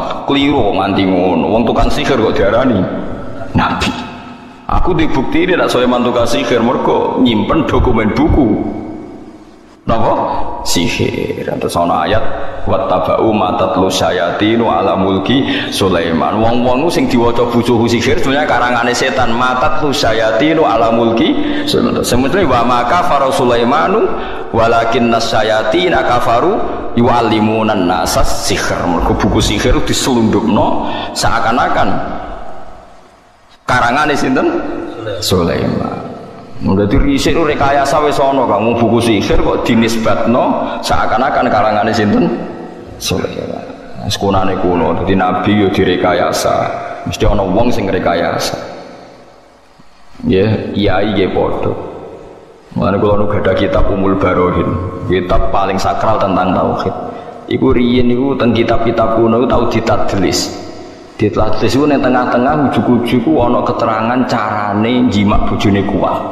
Yo bangkune kitab Ma'irot tak bihu iso. Padahal kitab apik.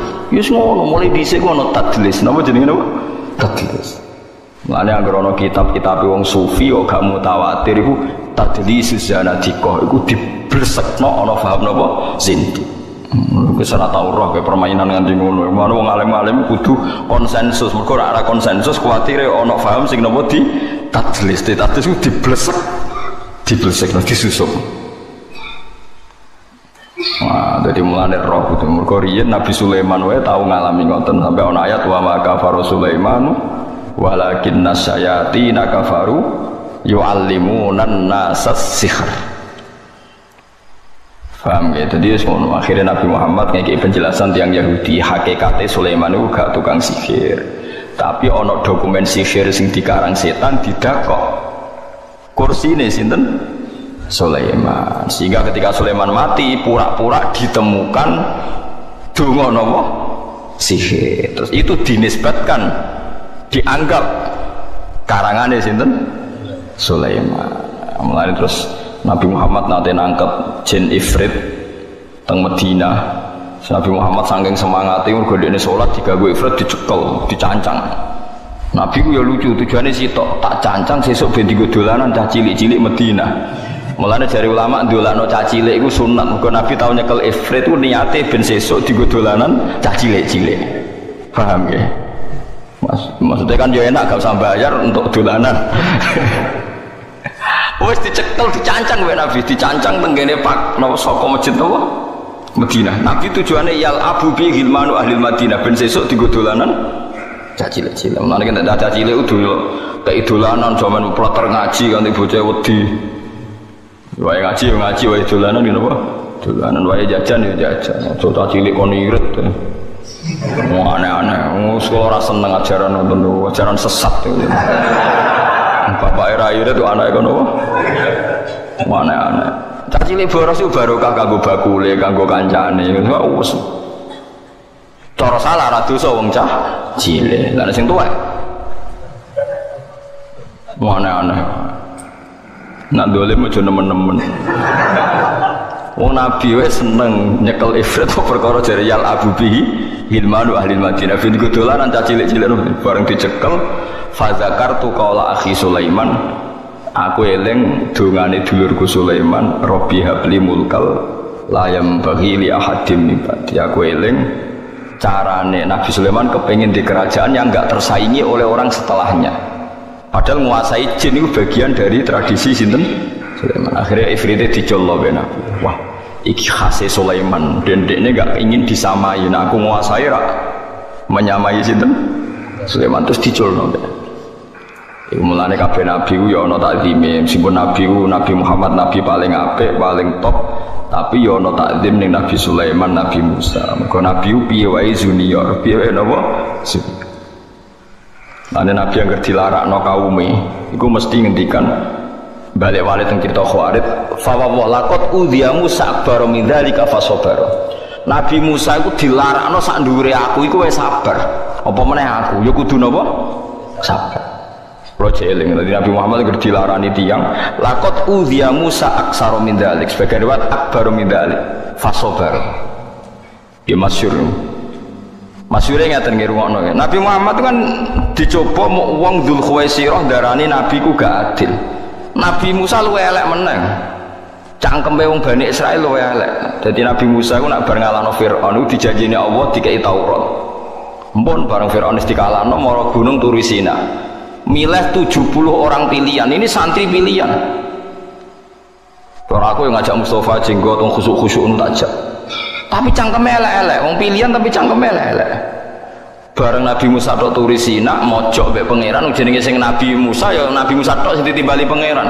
Mojok terus nggawa mulai nggawa kitab Taurat. Ya padha sak gununge. Napa niku Nabi Musa? Ya iki Taurat sing dikai pangeran. Wah ora ngandel. Mau kan padha-padha ra roh ya aku ora ngandel.